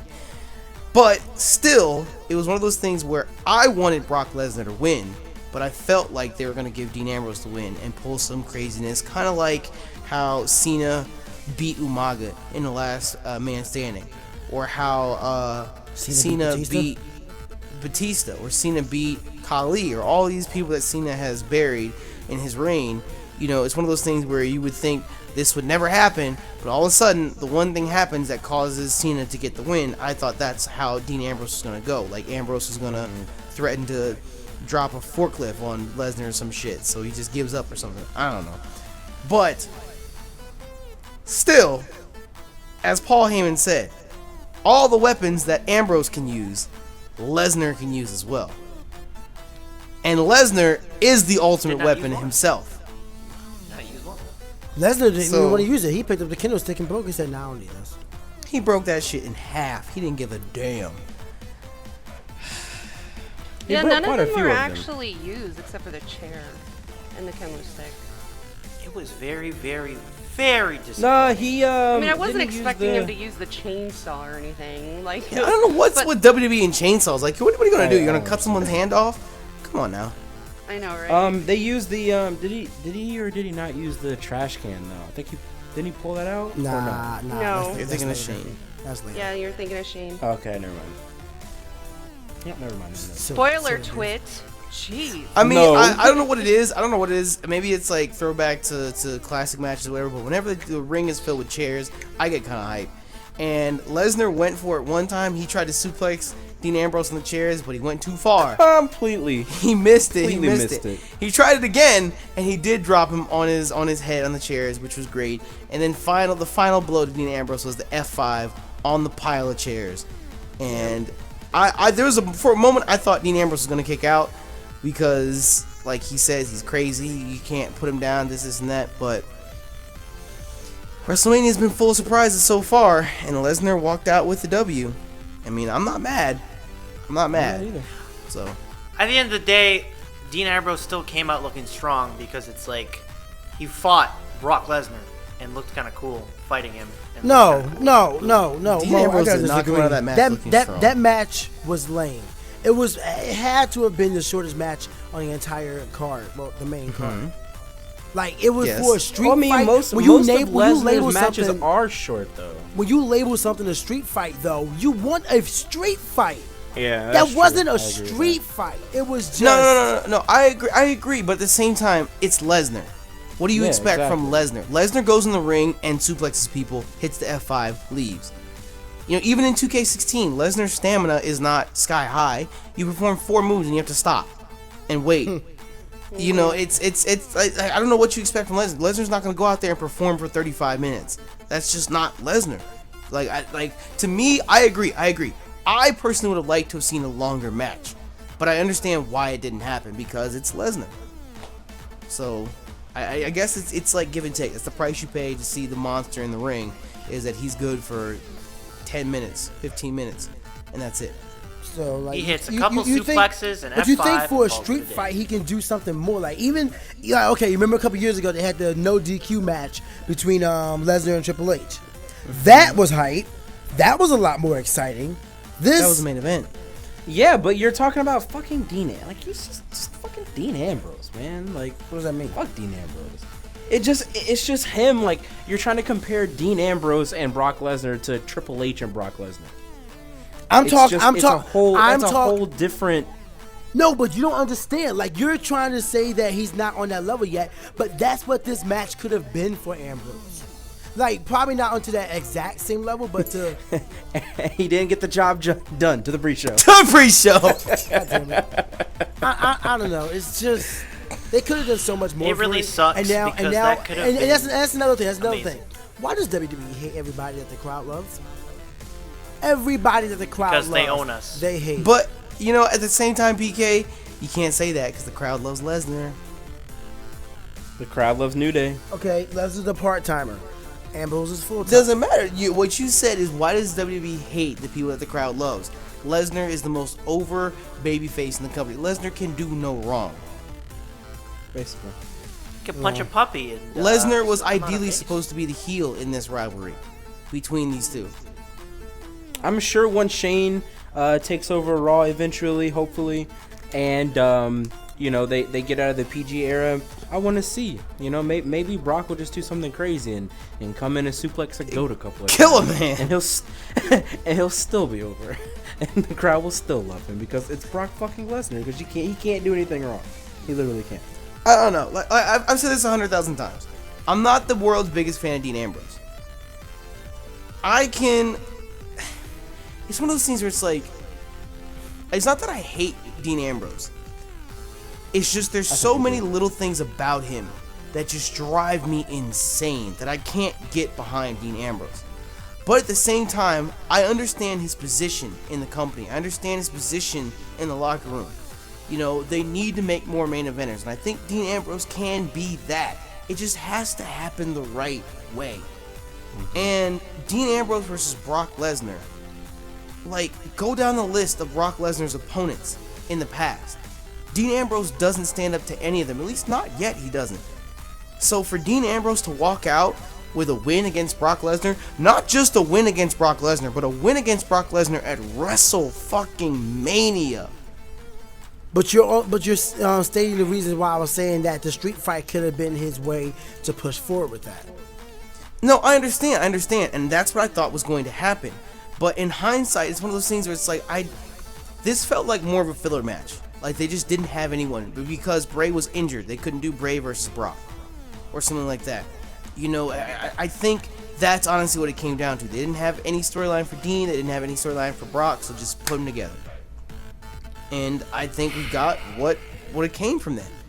You know, like I said, I'm not against Dean Ambrose moving up. I'm not against Dean Ambrose being world champion. I'm not against it. It just has to happen the right way. And Dean is not at that point in his career where you can honestly sit here and convince me that he's going to beat Brock fucking Lesnar, street fight or not. Mm-hmm. He's not at that point yet. That would be like Zack Ryder beating Brock Lesnar. Mm-hmm. It's not going to happen. So, I don't know. I'm saying, in a street fight, it was at least believable. Like, okay, if he beats him down enough with this chair or like dumps the table on, like he actually started tapping into that lunatic fringe part. Like, okay, you know how whenever Cena enters the I Quit match or last man standing match, he always wins? I was thinking like they were going to build him in that sort of sense. Like, okay, you're beating down the Ambrose, now we're challenging you to a street fight. What the hell are you going to do? Oh, now shoot. He does his little rope flippy thing where he doesn't, it's stupid ass, doesn't go all the way out of the rope, I but hate he that. puts his knee out. I hate when he runs back with it. Like, if you're knocked into it, okay, you got it. That's fine. But he'll stand in the middle of the ring and be like, oh. Like, stop. It is stupid. He actually stopped doing that. Now, you know what? Again, like I said, I'm not against Dean or whatever being brought up. If Dean Ambrose would have had more career behind him, if he would have spent more time in that hardcore street fight element, you know, I was shocked when Mick Foley said he was passing the torch to Dean Ambrose. I was like, what the hell? No, Dean Ambrose has not done enough to Mick Foley, of all people, passing the torch to him. If Dean Ambrose would have had more credibility in that area, then I agree with you, PK. I think Dean Ambrose 100% believably could have won against Brock Lesnar in a street fight because that is his element. But Dean Ambrose just doesn't have the experience. It just doesn't work out. It felt like this is one of those things where they just picked it up and threw it at the wall and hope that it stick, or hope that it stuck. And Brock Lesnar in a street fight? I'm paying money. Exactly. That's what it was. But in reality, Brock Lesnar just dropped this man on his head 12 times with suplexes and then F5'd him on a pile of chairs, and that was that. Yeah, that's now, disappointing. The only actual issue that I had with the match, because like I said, it was short. I would have loved to have been longer, but it's Lesnar. I wanted them to actually utilize more of the area. Like, it's a street fight. Go up the ramp. Go on this big-ass stage. F5 Dean Ambrose on the stage. That would have been wild. He crawl on top of somehow get on top of the Titantron thing they walked out from behind of, and F5 that nigga off of that. Then maybe I would give Dean Ambrose some respect after that. But until then, nope. But I disagree with you. I don't think Dean Ambrose walked out looking strong from that match. I don't think he did. No, he looked squashed. He didn't do anything that would make. Yeah, he didn't do anything crazy lunatic that would make him look like that. That would give him that edge or whatever. And it could have been like, honestly, had had he put on a proper show, I honestly wouldn't have been that upset if he had gone like Shane McMahon on Brock Lesnar and just gone crazy. If Dean Ambrose would have had a spot of his own, that would have been, it would have been more of a balanced match. Like if he would have put Lesnar through a table, if he would have put Lesnar through a table or something like that, I think that would have made the match better. But overall, I don't know. I wanted Lesnar to win. Lesnar still won. And to add to my point earlier, Ambrose wasn't even on Raw the next night. He wasn't. So there was no face. There was no face that could be saved from the match either. He didn't even show up. So Yeah. What the fuck are they gonna do with him? I'm so confused now. Like, is he just like gonna come back and be like, Roman, you hold the title. I want a shot. Okay, brother. To be honest, that probably is what's gonna happen. If Ambrose isn't on Raw next week or the next couple weeks, I could see Ambrose interfering with the world title, or it'll be one of those things where Roman Reigns goes over AJ Styles, and then he does this whole thing where anybody wants a shot at this, and Dean Ambrose comes back, a month after WrestleMania. I can see that, and then that's one of those things. It's like a Seth Rollins kind of thing, where you don't see him for a while, so he comes back and he just gets a humongous pop because he's already a face. People already love him. So he could come back after you've not seen him for a couple weeks, and you would love the idea of Dean Ambrose versus Roman Reigns at Extreme Rules and a street fight, and then he could win that one, but he probably won't. But no, straight to the pre-show. Roman Reigns is gonna have a longer Reigns. It's already been than confirmed. CM Punk. It's already been confirmed. Reigns is supposed to have one hell of a push over the next couple months. So Ugh. Actually, I kind of. Did someone just fart in the mic? we'll save that for the main event. If we Okay. had to rate Ambrose versus Lesnar, no holds barred street fight, how would you rate it?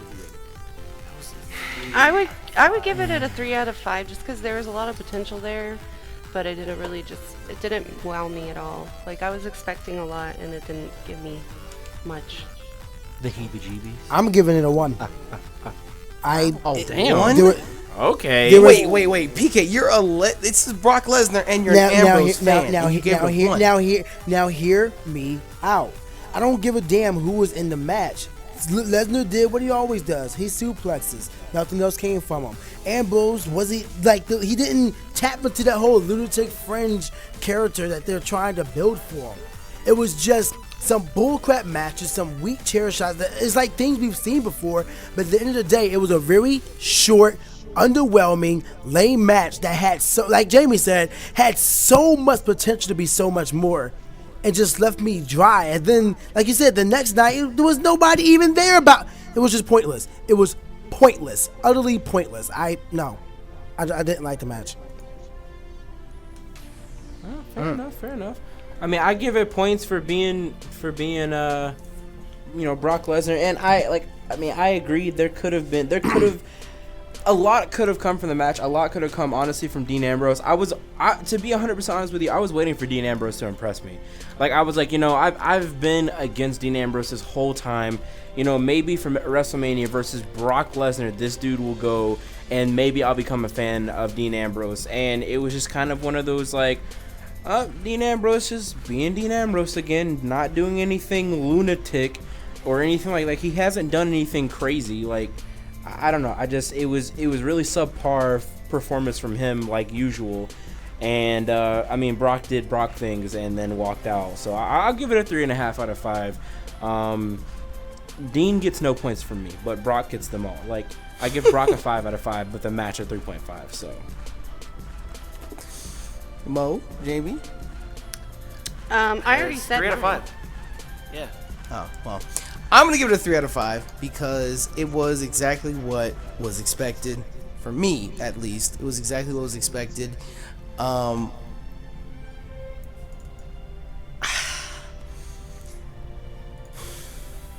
don't know. I'm trying to think of the right way to word this. I'm going to give it a 3 out of 5. I really liked the 2 chair spots that they did have. The German suplex, the second time when they got it right, onto the chairs. That was kind of dope. I did like the F5 onto the chairs as well. I give props to Dean Ambrose for taking those bumps. But the match could have been longer. It could have utilized more of the colossal AT&T Stadium. there really wasn't much to the storyline. I'm gonna give it a 3 out of 5. I like Lesnar. Ambrose is there. He took the bumps like a champ, but again, like I pointed out before, and how PK reiterated, nothing even happened on the Raw afterwards. So it is what it is. 3 out of 5 for me. All right. So moving on to the most infuriating, aggravating. I can't think of any other match of the night. What's the word I'm thinking of? Frustrating? No. Well, that works too. Frustrating. Match of the night. We have the triple threat match, which I don't even understand why it's a triple threat match. Triple threat match for the WWE Divas Championship. Oh, but wait, the WWE Women's Championship, as Charlotte defends her title against Becky Lynch and Sasha Banks. Now, I do want to point out this match happened after Lesnar and Ambrose. And aside from the Battle Royal, I think it was one of the main events of the night. I agree. Started out. Very lit, very lit. So it was going into the match. What were the predictions? How do we feel about this matchup? Straight up, I had 150% confidence Sasha was going to win that match. Sasha deserved to win that match.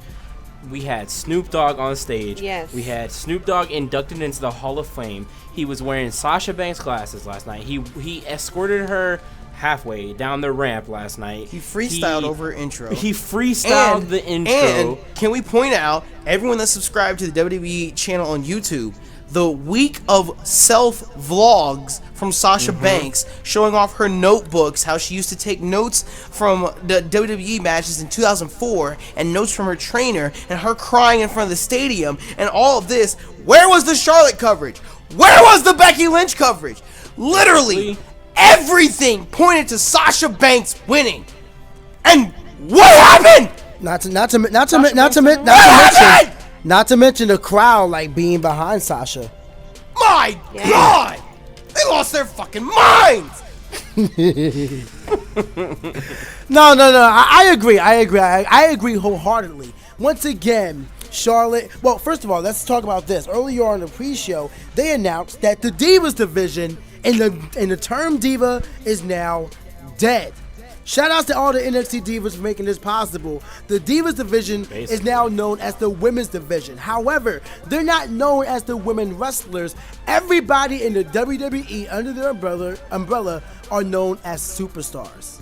Yep. Freaking awesome. That's how it should be. It's how it always has been. It's phenomenal. And I think the only reason why they denied they established the new WWE Women's Championship, which is like pretty much a smaller version of the WWE Heavyweight Championship, is because the Fabulous Moolah held that belt for 2,000 plus days. They were never going to break that record. It's like, what do you do? So what they did, as I understand it, when they merged the original Women's Championship belt with the Divas title, that retired that one entirely.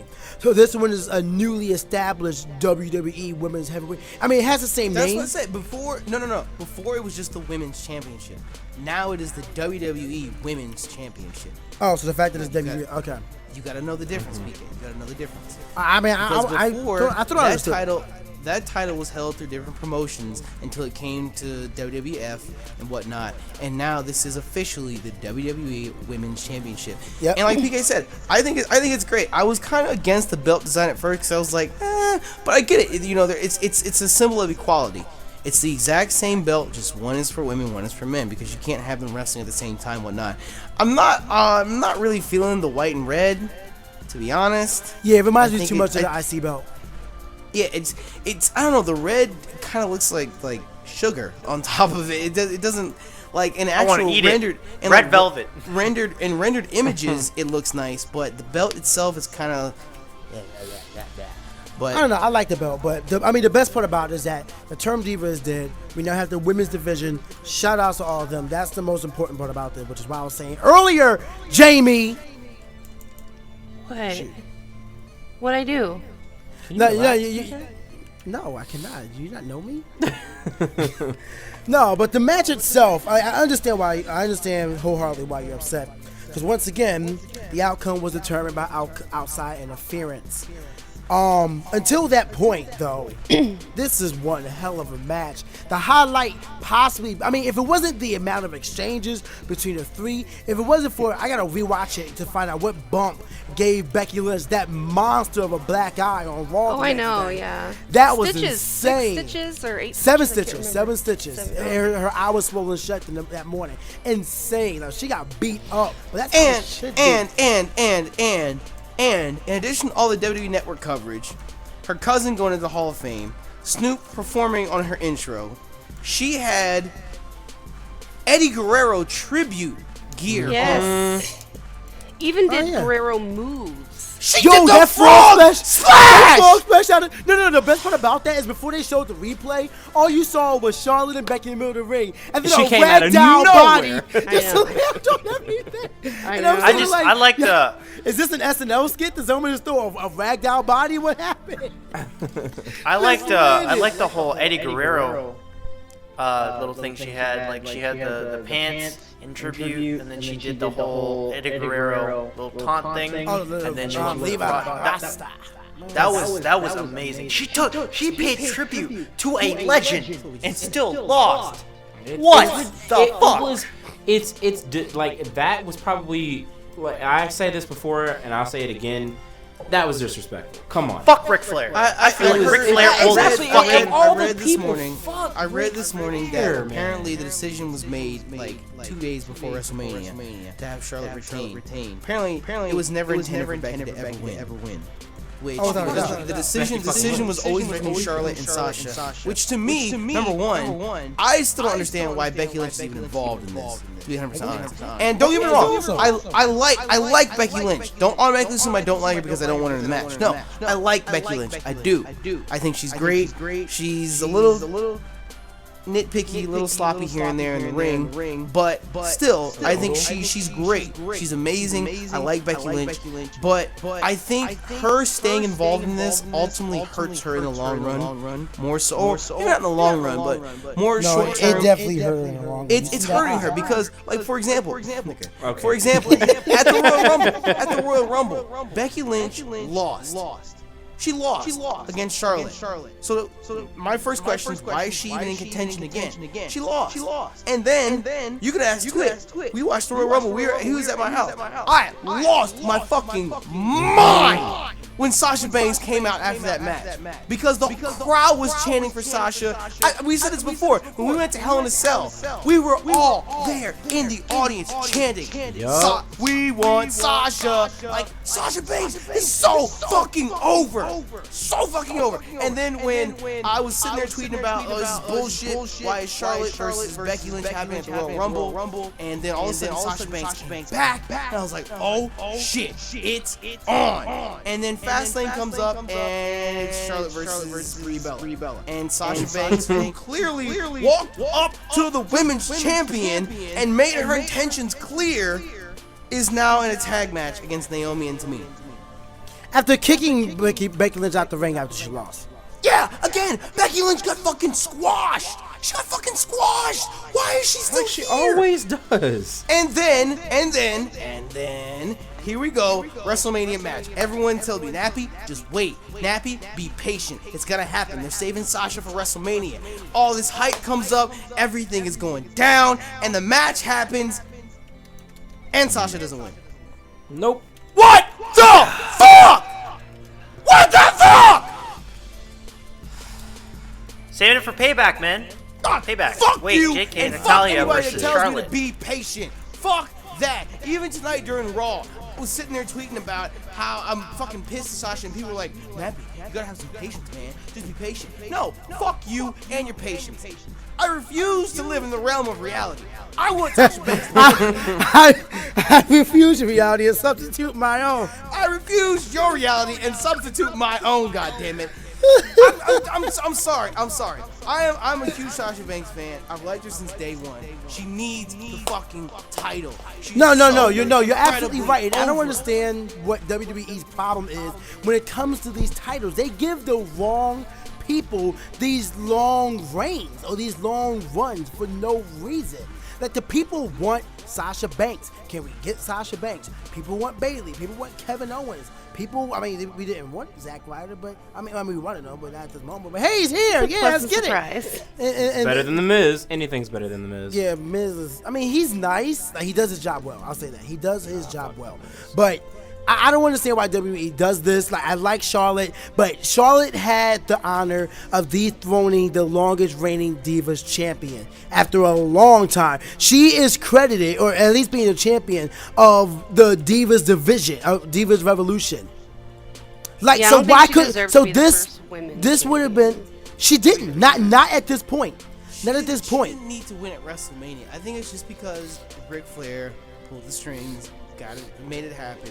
I think 100%. Which is the bullshit. outcome of that He match didn't pull the should string, have he been pulled Sasha. Sasha Banks.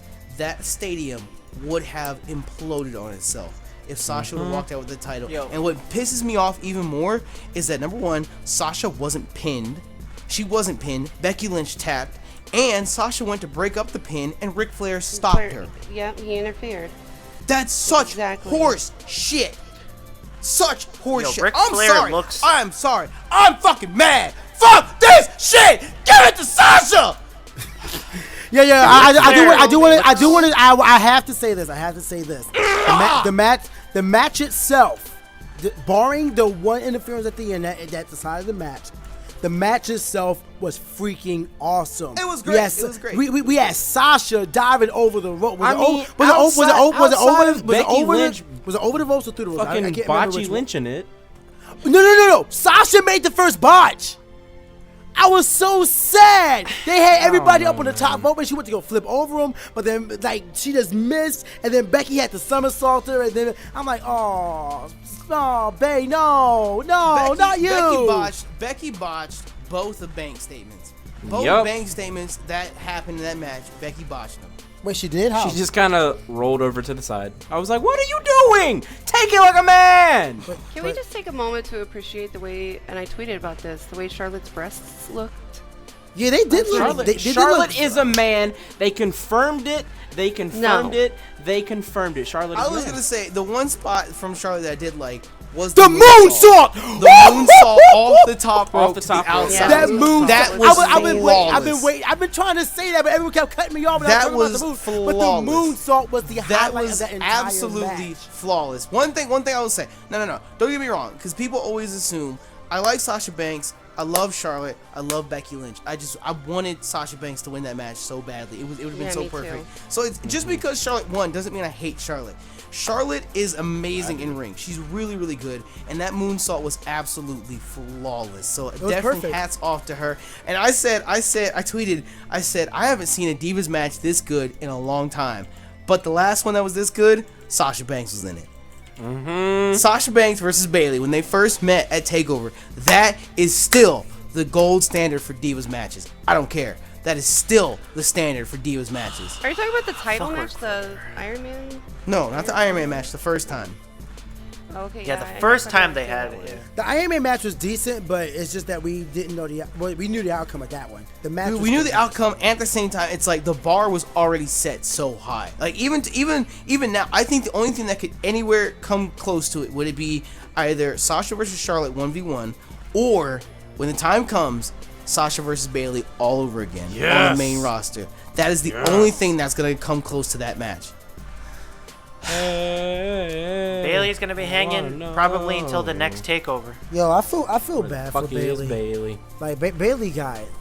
Yo, She kind of got left behind because she was injured, but at the same time, I think it was good for NXT because I think she's a that good fit for NXT for sure. Like she needed to stay where she was at. I'm just ready for her to get out. What we I spoke. think Mo it and I- was better for NXT for her to be left behind. I mean, granted, yeah, we all wanted her on the main roster, but you know what? With Bayley destroying it down in NXT and keeping that women's title, it really gave all the other women who were trying to build themselves up someone to look for. I mean, but mind you, we still had great stuff going up on the main roster, so Bayley possibly could have got lost in the shuffle. I'm glad that she was still down there honing her own craft and helping everybody else out there. And now we got Asuka. No. It's one of those things where I agree with PK. Bayley would have gotten lost in the mix. Becky Lynch, but I think Bayley staying down in NXT. Paige. Bayley has staying down in NXT has really. It's given the women's division NXT a reason to watch, because with Sasha, Charlotte, and Becky all leaving, that kind of took a huge hole out of the NXT women's division. And yes, there's still a ton of women down there in NXT, but none of them had really been built up to that point. So it's kind of like it was just Bayley knocking down opponents one after another. I still don't think Nia Jax should have been given a title shot that early. I mean, where's Nia Jax now? She wasn't even involved in WrestleMania weekend. But I think it gave just enough time for Asuka to come up. And now Asuka is like another one of, she's like the next Becky Lynch. You know, they're building this next generation Asuka's of a NXT. monster, man. Exactly. They're building this next generation of NXT talent. And again, on the Raw the night after, we saw 3 call-ups from NXT. So now it's like all this new TNA people that are coming in. Austin Aries, Bobby Roode, hopefully Eric Young. Please, WWE, give James Storm the money he wants so he can come back. You know, build this new TNA based. This new TNA based, I don't want to call it that, but that's really what it is. NXT generation to come up and be the next NXT superstar, so that eventually Balor can let go and not have to cripple the brand with him leaving. You know, Bayley can go and not have to cripple the brand when she leaves either. But still, I think Bayley, like Mo said, she's going to stick around NXT at least until the next takeover so she can have a rematch or whatever. But by then, hopefully Sasha Banks has the title, Sasha and Naomi can duke it out, and then Sasha v. Bayley. We good. Basically. I don't know why. Sasha Banks wasn't part of a prior promotion. She wasn't part of anything that Vince would hate. There's the only thing. Ric Flair. It's Ric Flair, dude. Fuck Ric Flair, dude. I can't Ric stand Flair. it. I mean, he's an old politics. senile man who only has a one trick up his sleeve. Woo, woo, woo, woo, woo, woo. Like that's all he is. He got JR fired. That's all he is. I liked him when he was active. Now it really is just sad to see them parading him on TV. He's so fucking. Not to mention the fact that he still be kissing all these young behind girls. Like when he kissed Becky, that was. That did not need to be. That was me. Well, speaking of everything in total, how would you rate the Women's Championship Triple Threat match? I'm gonna give it a 4.8 out of 5. It was great, minus the botches, and also fuck Ric Flair. He is dust and should stay that way. But I think I'm gonna base this match purely on what actually happened in the ring. As much as I dislike Charlotte, that moonsault off the top rope was probably it was one of the most impressive things I've seen. Just period. Not even just from women's wrestling, but just period. It was beautiful. It was flawless. It was perfect. I mean, you gotta see her angle. But yeah. I just think that the match was really good. And again, we've talked about it. I just love the fact that all of these NXT women are coming up and literally changing the game. We're watching history in the making, and it's fucking awesome. So, 4. What did I say? 8. I'm gonna say I'm gonna give it a 7 because Ric Flair. 4.7. I mean, I'm not going to give it an awkward number like that. I'm gonna say 4.5. The match itself was awesome. You said there were a few botches, so gonna take off for that. But and I don't agree with the way it happened. If Charlotte won on her own, then okay, she won by interference when damn well Sasha Banks would have broke that up. There's a lot of times though where Charlotte wouldn't have won without Ric Flair. Period. That's the whole point. That's the whole point in the gimmick. Yeah, I know. I'm just saying. There's a lot of matches, so it's like. But I'm talking about this match right now, and I mean, it was still a fantastic match. Honestly, if the outcome, if Ric Flair didn't interfere, I would have been happy. Even if, I would have been so upset because Sasha didn't win. But I mean, I could have accepted it more and probably gave it a 5. But 4.5, definitely match of the night. Freaking love the women's division. Thank you. Yeah, down with Divas. Divas dead. Yeah. Yeah, I also give it a 4.5 out of 5. I think, and I would have given it more, except that Sasha lost. But everything was great for the reasons that Twit and PK already said. So. I give it 4.5. Fucking Snoop Dogg's out of 5.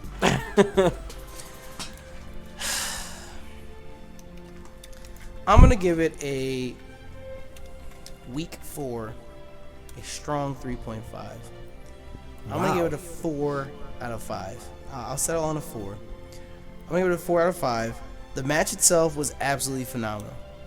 It was great. I loved it. I don't want to take away from any of the competitors or the participants. It was absolutely amazing. They put on one hell of a show. Easily strong competition for match of the night. But with all of the hype built for Sasha, everything that was done, the way the match ended, I'm sorry, I can't. I just can't, because literally, Mo and I we discussed this in the NXT TakeOver Dallas review. If you're gonna give something a 5 out of 5, that means all elements, all aspects of the match were flawless. And if Sasha would have walked away with the title, I would have easily given this match a 5 out of 5. It would have probably been the only 5 out of 5 on the entire card, to be 100% honest from me. But because the way it ended, I can't. In all honesty, I cannot give it a 5 out of 5.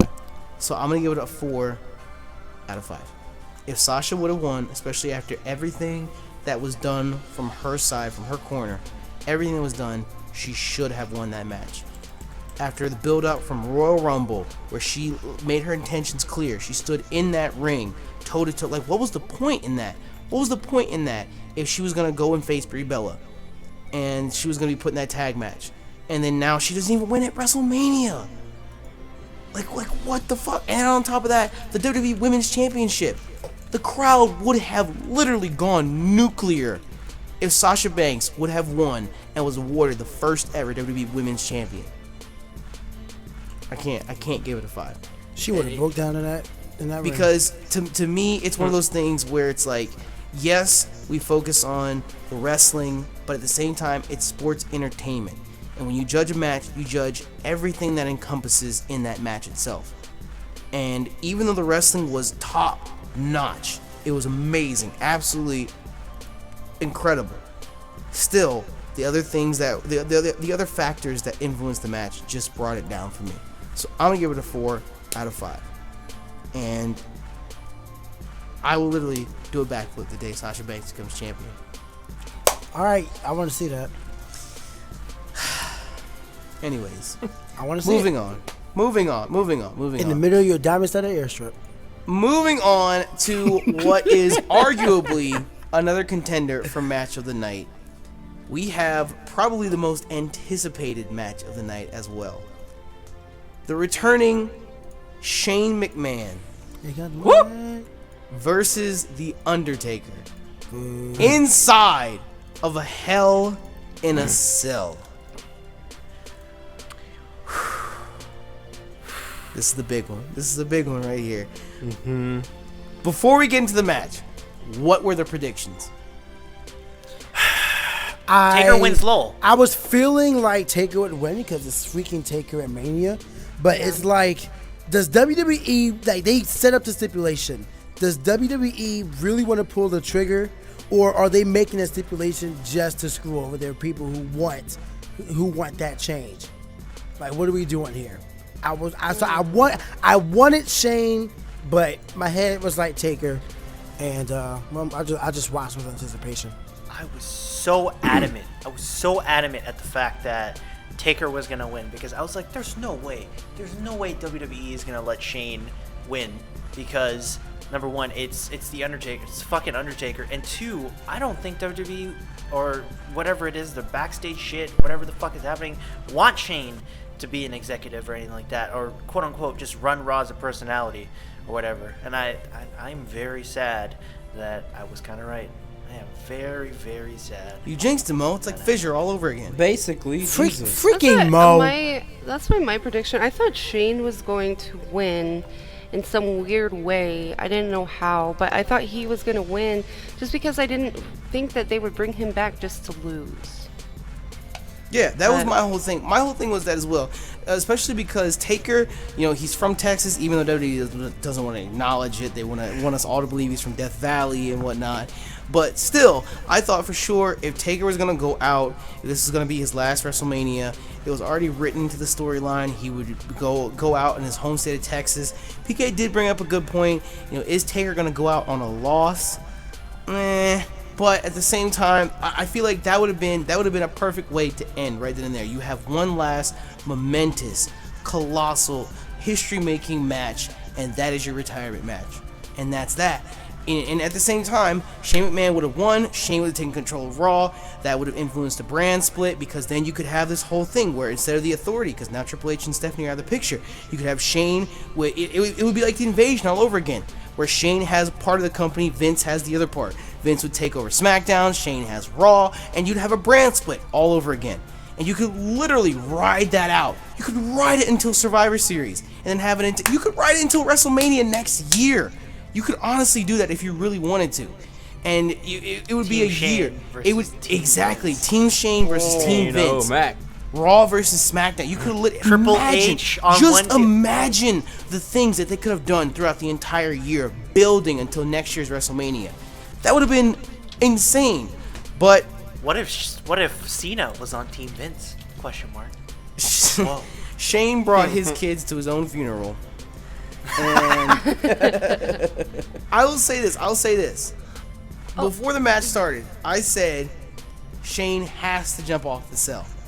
Because they did the leap of faith. They did the leap of faith on Monday Night Raw the week before. So if they're going to do that on Raw, then they have to one-up that.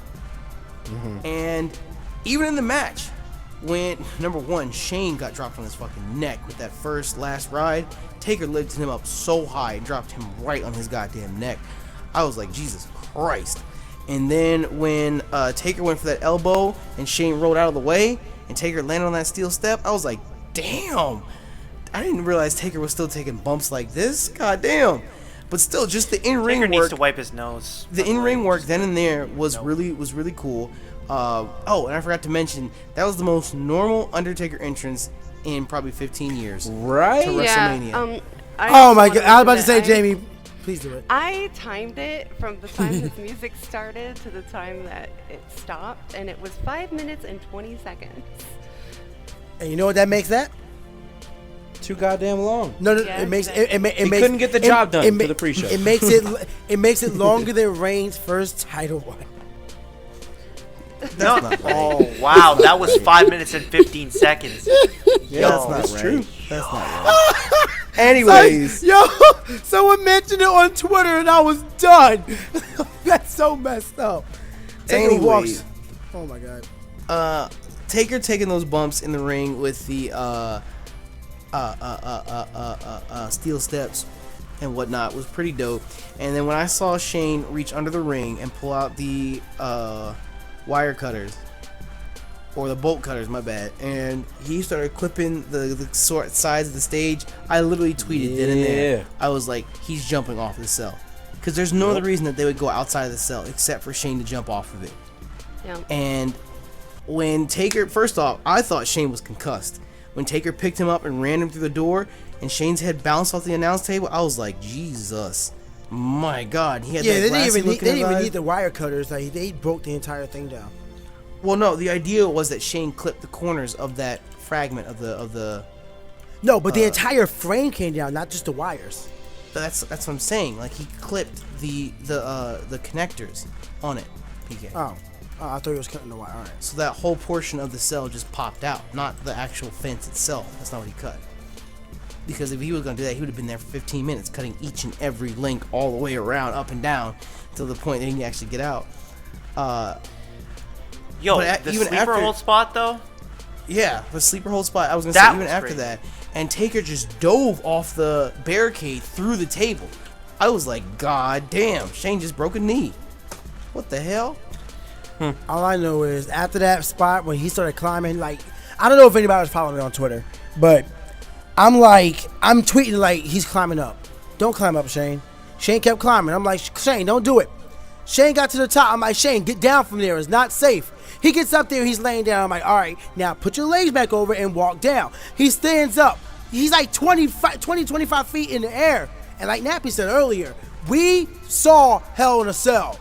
We know how tall that thing is. Get down from there, Shane. What are you doing, Shane? I put my hands up to my eyes, and then I had to peek through it like a little kid. And then I saw him. I saw it. And I'm like, oh my. And then the next night on Raw, he was only limping. He brought his kids to his death. Why would you do? And the worst part about this is that the entire time he was climbing, Taker was prone on the table. When he dove off it after doing, like, making a cross on his chest, when he dove off, Taker moved out the way. He fell 25 feet in the air to nothing. I'm not doing that. White people are crazy, man. I think Taker should have. Oh, wait.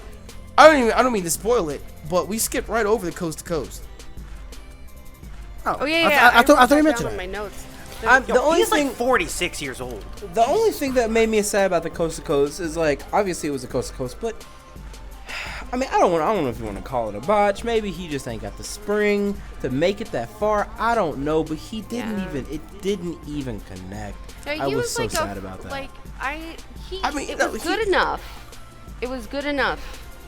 And it looked good. No, but the coast is springs. He almost overshot it. It's just, I think the actual where it connected too low on the trash can, or maybe Taker's just too big of a dude. But ideally, you're supposed to kick it into the person's face, and really it was just more like he kicked it into his chest. Taker moved the job done, but either way. Taker moved it definitely, but the coast to coast has always been like he didn't even make it when he was young. Or I don't know if you want to say that, but like more often than not, like it was definitely like barely reached. I mean, you gotta think, you're jumping 20 feet. That's impressive. Period. That you can jump 20 feet, whether it's off the top rope or not. Yeah. Well, I was really looking forward to seeing that move because I can't remember which one. It was one of you guys in here that had showed me Shane McMahon wrestling and said, "Wait till you see this next move." And it was the coast to coast, and I was in awe. And so I was just looking forward to that, and I was so excited when he did it. And I thought he did great for, what's he, 40 years old, 42? He's like 46. Oh, okay. Something like that. But back to the actual table spot, like PK was saying, I just can't believe we forgot coast to coast. I don't know, there's a part of me that wanted Taker to actually get hit. There's a part of me where I think it would have been like a satisfaction of the moment. You know, where like finally it's happening, Shane's on top of the cell. It would have just been satisfying for him to actually connect with it. But I guess in hindsight, he connected with it on Monday Night Raw, so now it was Taker's a chance for comeuppance, and he rolled out of the way. Shane went through the table on his own, and that was that. So, I mean, really after that, Shane was just done. He jumped and went splat onto the ground, and he was done. And Taker patted him on the cheek and put him out of his misery with the tombstone. I got the 1, 2, 3. So that was amazing. No, you forgot when he literally picked Shane up on his shoulder, and just carried him back into the ring. Like, all right, I guess I gotta do this, huh? Yo, did you see Undertaker's look on his face though? He literally thought, like, he broke character for a minute there, and you just saw it in his eyes. He was like, "Oh, this nigga crazy." White people are crazy. Shane, please move. Your family's here. I mean, the same thing. Taker did the same thing when he tossed Mick Foley off the top of the cell. They said, like, no one ever notices it because the cameras are always on Mick Foley. But they had some behind-the-scenes documentary or some shit like that. It was like people actually saw a look in Taker's face. And he's like, I think I just killed a man. Like, it was one of those looks where it's like, hold on. Is this for real? Is this actually happening? So, I mean, I don't know. Like Jamie said, I'm kind of upset that Shane came back just to lose. But as we saw from Monday Night Raw the night after, Shane still got the chance to run Raw. Even though it's quote-unquote temporary, I don't know how long this angle's going to last. it kind of just undoes the entire the entire hype built up to the match for Shane to still lose, but still end up getting to run Monday Night Raw. So, I mean, we said it like they never said he had to win. He just said he had to have the match. Well, so. That's not. That was even then. Still, that's not the storyline they went with. It was more so along the lines of Vince wasn't gonna be one-upped or outstaged, so Vince was gonna let him do it and watch him fuck up anyways. And it's like, yeah, I thought he's disowned now. My thing is, I don't understand why. Like, I guess the whole reason they made it so that Taker, his legacy was on the line, like he would never be able to perform at WrestleMania again, just simply because that would give him a reason to fight. And I guess that's like his reasoning for being involved in the matchup. But at the same time, if that stipulation hadn't been there, I see no reason for Taker losing. I think Shane should have 100% come back, won the match. It's not like Taker would be hurt from the loss or anything like that. He's already had his streak broken. So I don't think at the same time, I'm not saying that Taker should just rack up loss after loss after loss after loss now. But still, I think for the situation that was involved in, such high stakes, I don't think Taker would have really lost anything from it. I mean, hell, we were talking about before the match started, if Shane would have won and they would have had a brand split, if they would have gone that way, they had a draft. Taker could have ended up being drafted to Raw. And then Shane says, you talked all that shit, and now you're my bitch. And they could have built for an entire rematch. They could have built for a rematch at SummerSlam or WrestleMania the next year where Taker actually does get his comeuppance and he does win. And then Taker goes to SmackDown with Vince or whatever. That would have been incredible. Could you imagine Shane calling Taker his bitch in the middle of the ring after a draft? That would have been insane. But safe route. It is what it is. Like you said, they did go the safe route. So how are we rating possibly the match of the night? Hell in a Cell, Shane McMahon versus Undertaker. I'm rating it a 5 out of 5 of the fact that Shane McMahon survived. Like, man. No, for real though. I'm gonna give it a 4. Like, I wish the match was a little bit more active, but the hype of the entire match was pretty much Shane jumping off. That was the major. Like, he did the coast to coast. He did the suicide drop that he pretty much was Shane. But at the end of the day, it was about Taker still winning and saying, ha ha ha, yeah, you suck still. That's what that was. So. Yeah, I give it a. Men. Go ahead. Oh, thank you, Mo. I appreciate you giving me the go ahead.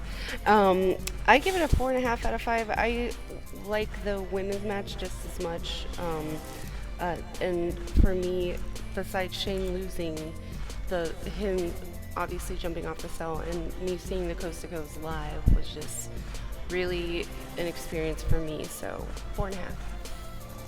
I'd like to say that to sell tickets at WrestleMania, old men putting their lives at risk really put people in the seats.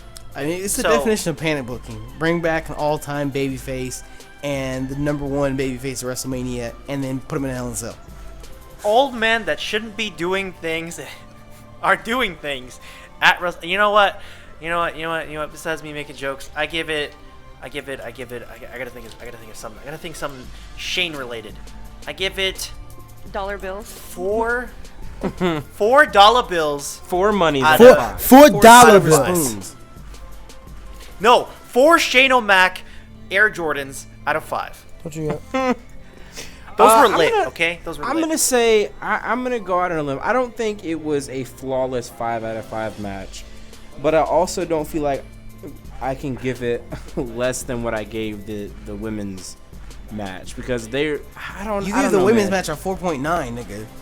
I know. No, I gave it a 4.7. My bad. It's probably you definitely gave it a 4.8. No, it's not. If it was a 5, I would have said 5. I'm gonna give this match a 4.82. I don't know. It was really good. I personally feel like I was really hoping that. I mean, I know you guys talked about how it was like, you're not gonna have Undertaker lose and everything, but then I honestly feel like Shane coming back, like you heard the crowd twice when he originally like it was ridiculous. It would have been a good. I think it would have been a good thing for him to win, and it would have just been. I don't know. It would have like made him like, oh, he is like, that's that nigga. Like he's running shit now. Like he's out here. He beat the Undertaker at WrestleMania, like the biggest stage, the biggest match. He beat him. Game over. It was match of the night, match of the year, and now he's running shit. So you mean that somebody is bigger than the Authority? Really? Vince is bigger than the Authority.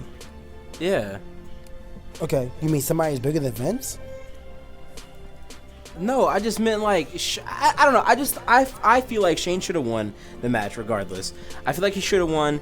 Then he should like obviously he was all fucked up. Like I mean, it would have been ridiculous if he would have jumped off the cell, missed, and then got back up and won. Like, could you imagine that shit? No, that would have been crazy. That's unbelievable, even in WWE standards. It would have been crazy. It would have been crazy though. I mean, I don't know. Either way, it was a good match. I think that for Shane coming back and being in that big of a match, I think it was the Undertaker. I didn't really like Undertaker's entrance, but outside of everything else, I think it was a damn good match. Like I don't know, 4 what did I say, 8-2 or some shit. It was a good match. Not quite a 5 because it wasn't a flawless match, and I don't think it was. I don't know. It wasn't 5 out of 5 really. I think I'm gonna give it a 4.5. There's a lot of me that wants to give it a 5 out of 5, just because of entertainment value. Because I mean, no matter what, for the rest of our lives, we will remember Shane McMahon jumping off the top of the cell, just like you remember Mick Foley getting tossed at the top of the cell. That's legendary. That's history making right then and there. So there's a part of me that just for pure entertainment value want to give it a 5 out of 5 because I don't know. I disagree with you because I don't think the match was really all that slow. I think inside the ring they still had a lot of great spots. And keep in mind of the fact that Shane McMahon is 46, Taker is 50 something. They looked really good in the ring, especially considering some of Taker's past appearances over the past year. They looked really good in the match or in the match itself. So I mean, I think the match overall was really, really good. Only reason I gave it a 4.5 and not a full 5 is because I think Shane should have connected with the elbow, and I think Shane, I don't know, I'm really torn because I love Taker, I love Shane, so I'm really torn on who should have won. But I don't know, I think just for storyline purposes, the fact that Shane came back to challenge the Authority, he's a force of change, I think Shane should have won. So that's really the only reason why I don't give it a 5 out of 5, because literally, aside from Sasha Banks winning, that was probably the closest thing to a 5 out of 5 match that night. I agree. So Old men doing things they should not be doing. But Sell seats. with all of this, we are finally on the home stretch of WrestleMania 32 of our review. Up next, I don't really know why this was saved until the last hour. I feel this was originally on the pre-show, and I thought it was going to be the opening match, to be honest. But they saved it all the way until now to follow the Hell in a Cell match. We have the Andre the Giant Memorial Battle Royal. I know why they saved it for the last hour, because of the outcome. Of the It was Battle Royal? it was unexpected. You know what I mean? Oh, so it's like something else to catch you off guard to keep you interested. Exactly. Okay, I can understand that. Going into it, who are our predictions to win? I had none. I think I had Mark Henry. Let me actually check real quick. I said Mark Henry. I wanted Mark Henry to win. I was going to say Mark Henry or John Cena. One of the Let's two. see. Battle Royale. Oh, Cena winning. Oh my god. Oh, yeah. I put Titus O'Neil and I scribbled him out because I was trying to be funny, but only one person got it. But yeah, I said Mark Henry. And I said the Final Four was going to be... Oh, you got it. Yay. And I said the Final Four was going to be Kane, Big Show, Mark Henry, and Titus O'Neil. Yeah, I also thought Mark Henry would take the win on that. I thought Mark Henry was going to win because he was saying that it was going to be his last WrestleMania, and he was in his home state of Texas. And I think, I mean, it's cliche, you have a big man winning the big man Memorial Battle Royal, but still, I think for the kind of career that Mark Henry has had, as much jobbing and putting over as he's done, the fact that his original run was just smashed by Stone Cold, and then he had to wait 10 years for him to actually get a chance at the title, I think one last hurrah should have been done. They should have given him the Memorial Battle Royal. But even in the twilight of his career, he's still helping put over younger talent. Because as we know, Baron Corbin ended up winning, which to me, honestly, was really out of left field. Yeah, I don't know. You know who That he was is. crazy. I was not expecting Baron Corbin, of all people, to come up with the win.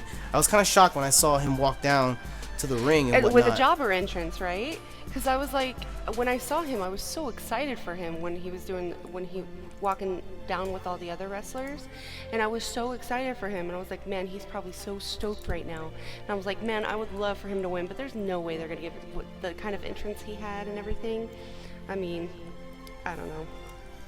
I don't know. WrestleMania I don't know 32, who he is. The swerve of all swerves. Like, everyone's so hyped with him, man, and I'm like, I don't know. You gotta watch NXT, PK. I watch NXT. I don't see what everybody else sees. Baron Corbin is the also- shit. He just looks like a Also- big, a more legible Great Khali. Nigga, what? I would say he's like the next Kane. Kane should pass Yeah, the torch he's to great. him. He's 6'8", dude. 6'8". So? He's 6'8". He tosses people around the ring, and on top of that, he is 100% heel heat. He's He an is amazing 100%. He came out to the ring tonight on Raw, and he said, "Some of you may not know who I am, and I don't care." Like, he is literally what the WWE needs right now. You need that one person that you just cannot fucking stand. And like his heel persona is him. Like if you've ever Yeah. seen Breaking Ground Breaking or whatever, Ground, yep. this Mhm. dude is an asshole. He really and is. it's amazing. He really is. Also, Shaquille O'Neal, what the fuck? Yeah, Shaq came down to the ring. It was one of the things. I was standing there, I was watching it, and I saw the letters on the side of the ring, and I was like, Shad Gaspar? He's back? What? And then it was Shaq, and I was like, oh my god, what? I mean, that was kind of cool. I was Also, when I hyped. saw him towering over the Big Show, like, I was like, oh my gosh, this is nuts. Sorry, PK, go ahead. I was just gonna say that like I was hyped because I remember back when they was doing the. Oh my God! Speaking of that, okay. Two things. One, they're bringing back the Vol guest host, and next Monday they're doing it with freaking Dr. Phil. Dr. Freaking Phil, yeah. awesome. But that's Dean Ambrose. I remember when. I just think it's gonna be him, but I I think it might be remember Stardust or something. when they were doing that and Shaq came on and Shaq and Big Show had a standoff. And that thing was just hype. I'm like, yo, can I see this, please? So I saw that. I'm like, yo, are we going to get a standoff with them, like at least 5 or 4 or whatever? But no, they were taken out in the first, 2 minutes. I think that just needed to happen because it was like, are you really gonna have Shaq wrestle? And something that you should probably put up your largest wrestlers, your own wrestlers and stuff like that. I mean, no, think it I'm was not just saying he an easy would win. win, but I would have loved to at least have the chance to see that confrontation. I mean, I think it could be No, a I don't know. SummerSlam thing. It could be WrestleMania next year. We saw Floyd Mayweather versus Big Show already. I think it could be something that they could do hype. They've already set it up. Shaq says he wants to challenge the Big Show, so just give it time. I think it'll happen for sure. Also, Ho- Diamond Dallas hopefully it Page. does. Yeah, I was gonna say DDP was in the match, and He's shout out to 62 years Tatanka. Shout out to Tatanka. Yeah. Anyone notice Tatanka? Yeah, I saw him. Tatanka I came didn't know back. who he was, and I thought he was kind of like, he was like being racist with what his getup, but apparently he's actually Native American, and I did not. Yeah, he was on SmackDown. Mo, you remember when we were doing SmackDown vs. Raw 07 and like the intro to the game would play and they would have the Raw and SmackDown intros going? And you remember when I told you that there was a guy in the SmackDown entrance that was on there, but he's not in the game? Oh yeah. That was Tatanka. Tatanka's in the intro for SmackDown on SmackDown vs. Raw 07, but he's not actually in the game. So Tatanka, shout out to him. I was kind of shocked to see him. I was like, holy shit, he's back. Not like he was ever anything huge or anything like that, but still, it was kind of like you did a double take. You were like, wait, what? What? Yo, He's back? speaking of someone being back, did you see Funaki on the Japanese commentator team? Yeah, Funaki. Yes. That made me smile. I'm like, oh my God, Funaki. Funaki But- was back. But yeah, when Baron Corbin tossed Kane out of the ring, I screamed. I was so excited for him. I don't know if I like Baron Corbin versus Dolph Ziggler as his first main roster rivalry. I don't know if I like that. I really want to see Baron Corbin versus Kane. I think that would have been more establishing for him. You know, for Baron Corbin to debut and take out one of the established, almost legendary big men in the WWE. Like, that would have been more suitable and fitting for me, especially because Kane has this demon persona. He freaks the fuck out of people. Baron Corbin would just go toe to toe with him, not giving a damn, and he would overcome the demon and then put him up against a babyface like Dolph Ziggler or something like that. But I don't know. I think Baron Corbin. I didn't expect him to be called up to the main roster this soon. I really didn't. Mo and I had this entire discussion in the NXT TakeOver Dallas review, which we recorded before Raw. I didn't expect that just yet, but still at the same time, I think if they want to build a star out of him, just please do not have him job. Do not bury him with loss after loss after loss after loss, because I think he can be so much heel heat. He can be a dominant heel, work his way up the card. Honestly, I can see Baron Corbin here for a while because he's a decent worker. He's great in the ring. He's good on the mic. He's the heel that we need right now. Have him go at fucking... I was really hoping that he would do something with Zack Ryder or some shit, where like he just like comes in as like a fucking asshole and he's like, whatever, you were just here to like talk shit about his fucking career or whatever.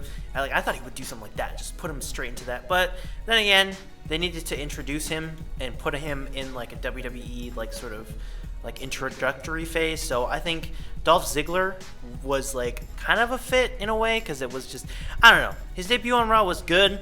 Fuck the crowd, because fuck them, they don't know Baron Corbin. Fuck the crowd, dude, because they made his fucking debut look so bad. It makes me really, really sad. It wasn't terrible, but I didn't think it looked sad. I thought it was okay. I think he wasn't had a decent terrible. Debut. The beach ball shit, though. I wouldn't call it terrible. I wouldn't call his debut terrible. We've seen much worse than that. I mean, do I have to bring up wasn't John terrible. Cena's It debut? wasn't his. John Cena's debut was not awesome. his fault though. It's poking fun at Mo. PK. It's not his fault though that it was like bad. It's the fucking crowd's fault. Fuck the beach. Fuck beaches. Fuck beach balls. Fuck beaches. Fucking Baron Corbin deserved that, and the crowd just didn't have him. And it just makes me really sad. Just give it time. Let them build up Baron Corbin. I think he'll be really, really good. I think the people will come around. I think Baron Corbin will be great. I don't know. Overall, No, I agree. I wasn't interested in that match. Like, just because like it was jobber central. You just call Baron Corbin a jobber? I don't know anything about him, and I watch NXT. Like, I actually Technically, he's lost quite a bit of matches, He just though. had a feud with Samoa Joe and Sami Zayn. And Austin Aries. I don't know. Oh, wait a minute, that's that guy? I don't see. Oh, okay. He lost Okay. to Austin Aries on Friday. Yeah. Okay. Wow. Shows how much he just doesn't. I don't know. He just doesn't stick to me. Give it time. I think Baron Corbin will be great. For the Battle Royal overall, how do you rate it? Bathroom break. 3.5. Like, it was. I like the ending because it was different, and the little Shaq spot too. That was kind of funny. Yeah, it wasn't anything astounding. I don't think it was like fucking holy shit, best Battle Royale ever. But it was good. It wasn't bad, but it was good. I give it a 4 out of 5 just because I really like Baron Corbin. It didn't happen the way I thought it would. Also, Shaquille O'Neal was hilarious. And DDP, 62 years old in the ring, was freaking awesome. So, yeah, I give it a 4 out of 5. I give it a 3 out of 5. I think they're trying to replace the Money in the Bank ladder match with this. And I'm like, I guess it's kind of cool. You have some sort of themed match at WrestleMania or whatever. It's not Money in the Bank, but still, it's something nice to do instead. It is a bunch of quote unquote jobbers in the ring at once, which I mean, it's kind of like the Team Total Divas versus Team Bad and Blonde match, where you just give everyone a chance to be at WrestleMania, which is nice. Definitely Shaquille O'Neal coming out. and Baron Corbin picking up the win really pushed this match over the edge for me. So I would give it a 3, maybe a 3.5 out of 5. I can do that much for it right there. So, well, moving on. This isn't even a match, but we have to pause and speak Technically, about it was a 6-second match with Technically- Eric Rowan. You are right. Eric we Rowan have with his WrestleMania moment. the return of the great one, the most electrifying man in sports entertainment, The Rock. And I think it's so funny how much of his own entity The Rock has become when it comes to WWE. I mean, look at the promotion, the advertising they have. They had entire TV spots where it was just talking about The Rock at WrestleMania. Fuck everybody else. It's just The Rock. He had an entire segment just to himself. And it's like, nobody else does this. Nobody else from his era is back doing things like this. No one is doing this. So it's like, The Rock, of all people, comes back. And I tweeted this out when it happened. Flamethrower. I thought it was a t-shirt cannon at first, but Me it was a too. flamethrower. Yeah, same until he turned it on. I'm like, wait, he has a flamethrower? Why? But when he got down to the ring and he started talking, even just pause for a moment and realize that's 101,000 people all giving their attention, all cheering one person. Like, that is life goals. That is life goals right there. When it comes to everything else that happened on the card that night, you know, there were multiple people involved, the attention, the fan base was split and whatnot, but The Rock came out and he shut that entire stadium down. Yeah. Like, it's been a name up to this point, but literally, that's electrifying. That is insane that you have that effect on people. Yeah. Like, that's crazy. He threw so much shade at the Wyatts about There are how a lot of drunk they people- are and impressed they are.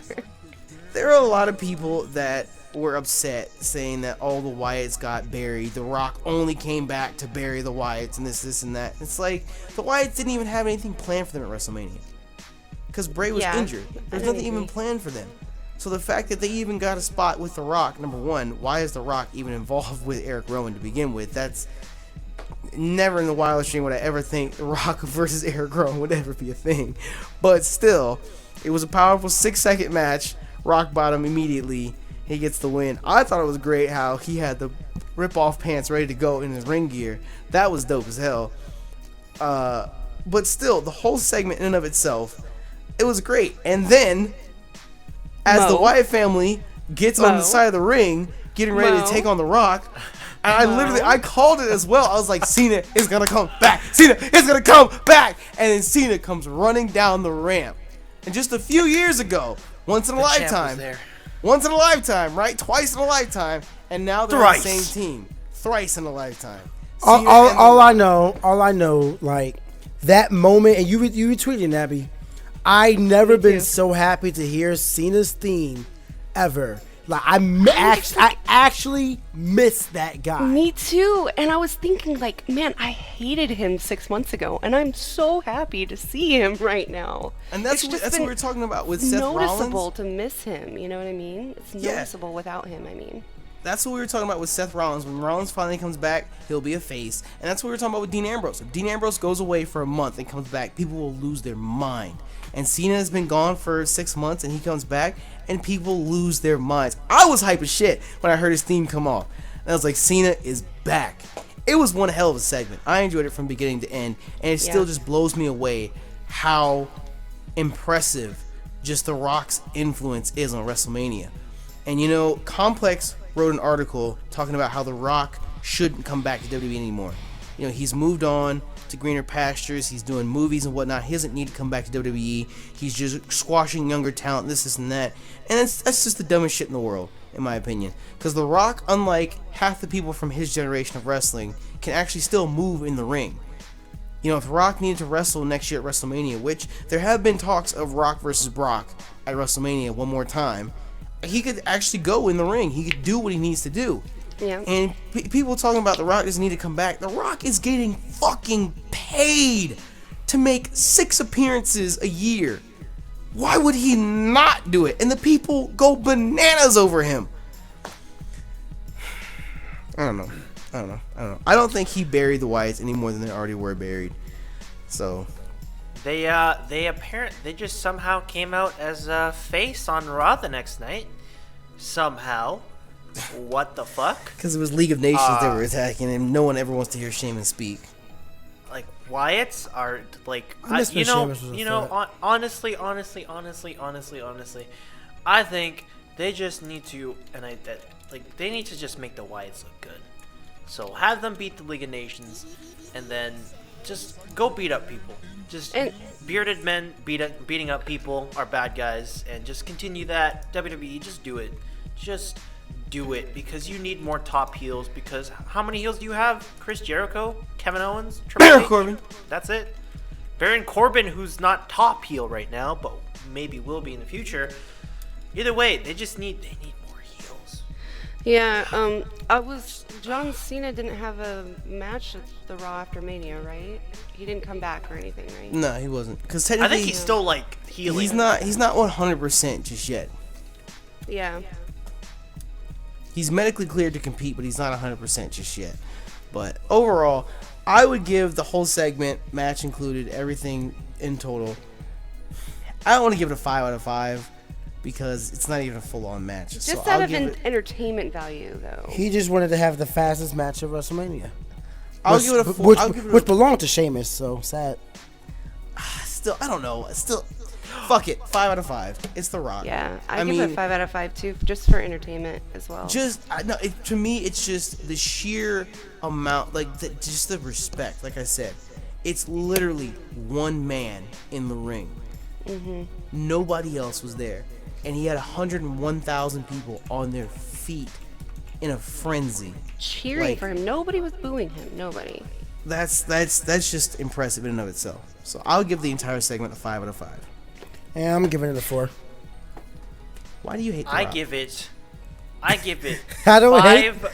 I don't hate The Rock, but I mean, I feel bad for the Wyatts, man.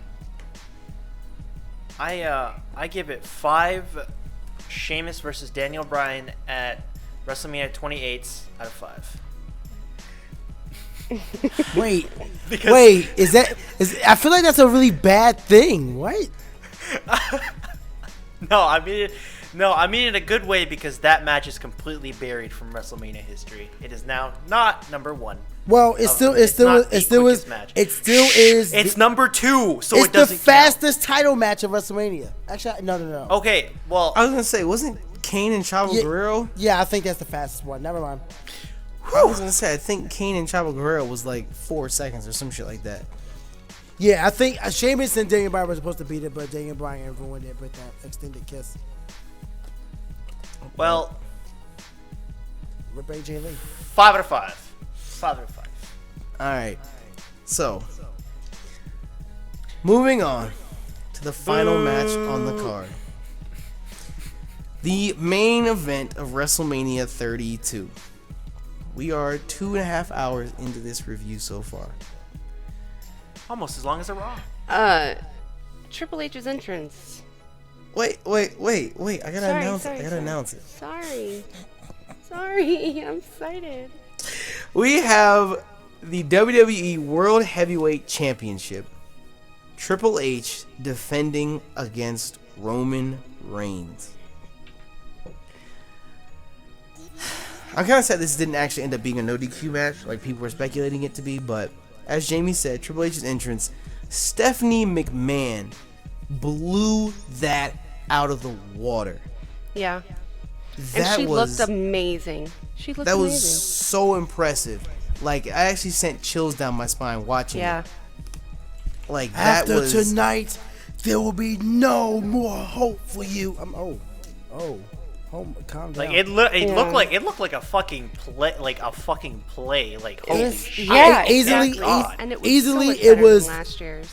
It was Triple H's best entrance ever, and it didn't even have him like featured in it. He just walked out, as after the Queen announced him. But like, Yeah, I haven't like seen that, many, but I could agree with that. It was so, cause like he's had some other ones that were nice, but like most of the time he was Terminator last year, or I think a couple years ago. He had the guy who did his entrance like perform for him, but that's not really an entrance. Motorhead. You're gonna say the guy. It's Motorhead. I'm sorry, I didn't remember their name. I didn't remember his face though. What do you want me to do? In any case. Rest in peace, Lemmy. What is it? But yeah, he had Motorhead play for him, but he's never really had an entrance. But the production value for that, Stephanie playing her role as the queen of the WWE, his queen, being his queen? No, yeah, her being, you know what I'm trying to say. But it's like, it was just really, and then he had the drones all sitting there with replica belts. Like, yeah, you what you could be me. Yeah, you yeah. What you could be me. You Which what you could be me. NXT stars do you think were behind those masks? I bet you Nia Jax was like 2 of them. That's not right. The Baylor Club. Right. That's going to not hell. right. That's worse than Twit calling Charlotte a man. That's not right. That's not right. Reigns had a nice entrance as well, and he did his little shotgun pump and slammed the stage, and the fireworks went off around him. Yeah, that was nice, but right but whoever was triggering the pyro ruined it, because he put his fist down, and for like a second it was like, oh, there it goes. No. It's because the star kind of glowed up with it, like kind of breaking apart and shit. Yeah. Like, it was like did a pulse. Like, he hit his hand down, and then Yeah. it pulsated out into the fireworks. That's why it was a pause. And the stadium sold those fireworks well. It sold the punch very well. It was great. It was really, really like electrifying. Just You're looking not at funny, Mo. You're not funny. No. It was great. I'm not giving you that one. Still, like Jamie said, he was surrounded by boos. We mentioned this earlier. I really don't think Roman Reigns deserves the hate that he gets. He really doesn't. It's just a cool thing to do now. Yeah, it's Well, like the it was like thing hating is- on Cena. It's literally just the cool thing to do to hate. Because like I was tweeting about it, and like it doesn't matter what spot Reigns has. Like I'll tweet about it, and people will instant reply with just pure hatred. He's trash. He's garbage. He's this. NXT's better. And it's like, okay, shut the fuck up. Because at the end of the day, Reigns is in the main event, whether you like him or not. Yeah, and the problem is that, you know, WWE is pushing fans to like him, and it's pushing the fans further and further away, so they need to stop. But he's not a good guy. He's not a bad guy. He's just the guy. The guy. No, he's the guy. The guy. The. me. Like my country, 'tis of thee. Okay. No, that's Sweet. not what it is at all. Yeah, that's my country, 'tis of thee. Sweet And that's land. THE. I'm not a heel. I'm not a face. No, I'm just no, here, yeah, and I know I'm it's on a top not spot. spelled properly. I was being. Nah, I really don't think he deserves the hate that he gets, because you got to think Roman Reigns, he's in a time period where, like, yes, we like to see Kevin Owens in his spot, yes, we like to see someone else in his spot, but originally this was supposed to be Seth Rollins' push. Reigns, they tried to push him before and it didn't work, so they went to Rollins, and Rollins was kind of sort of working, but then Rollins got injured, so all of a sudden it fell back onto Reigns. You know, Reigns was involved in other storylines. He was trying to be built up all over again. And really, he was just cast back into the title picture. And the whole storyline between him and Triple H ended up drawing out longer than it should have. To be honest, it really did. But ultimately, it had to culminate at WrestleMania, because they're going to have the end of the match at at Fastlane. That's going to be the end of it all right there? No. You know, so I don't know. I think with all the factors working against him, I think Reigns does get a lot more hate than he deserves. I think if everything that's happening with Reigns would have happened a year from now, after Rollins would have successfully had his run, I think the fans would think differently. So, Yeah. I don't know. But the match itself, I will say this much though. The match itself was kind of slow paced. It was really, I think it was like that because like me personally, I'm tired of seeing Triple H versus Roman Reigns. Like I said before, I'm happy that it played out correctly and it ended at WrestleMania like this, but I'm really just tired of the rivalry itself. Yeah, it lasted a lot longer than it needed to. It was so forced. That was a big thing. It was so I think what really ruined it, really ruined it, is Roman Reigns getting sent out of the Rumble. Sent out of the Rumble, right. Mid fucking. That probably was like the starting of just everything crashing down, and Everything it was just crashing like, down, right, oh. Well, yeah, I agree because you got to remember after TLC, Reigns actually had a little bit of pop. Some of the boos went away. Yeah. Because after he finally worked hard and won his title back, Reigns actually had some people on his side. You know, you felt good that the dude finally, after all of this, finally won. You couldn't help but feel good for him. But Stephanie McMahon. But we're not talking about that yet. We're talking about TLC, and remember, it was like I feel like they wanted Reigns more than Sheamus. Oh yeah, and that's what I was telling Mo, because Mo was like, they're still gonna boom no matter what. I was like, because we had this conversation like a week ago or whatever, talking about what would they do with Reigns after WrestleMania, and I said you would have to put him up against someone that the people absolutely 100% hate, that they have no choice but to get behind Reigns. And I think that's a perfect example right there, PK, what you were saying. You know, no one wants to see Sheamus as champion, so you'd rather see Reigns as champion, even though you might not like Reigns versus someone else, but you still rather see Reigns than Sheamus. But like I said, for me, it was one of those feel-good moments where it was like, finally, after being beaten down and coming so close time and time again, he finally was able to become champion. You just couldn't help but feel happy for the guy. But I feel bad because all of those things happened in Philly.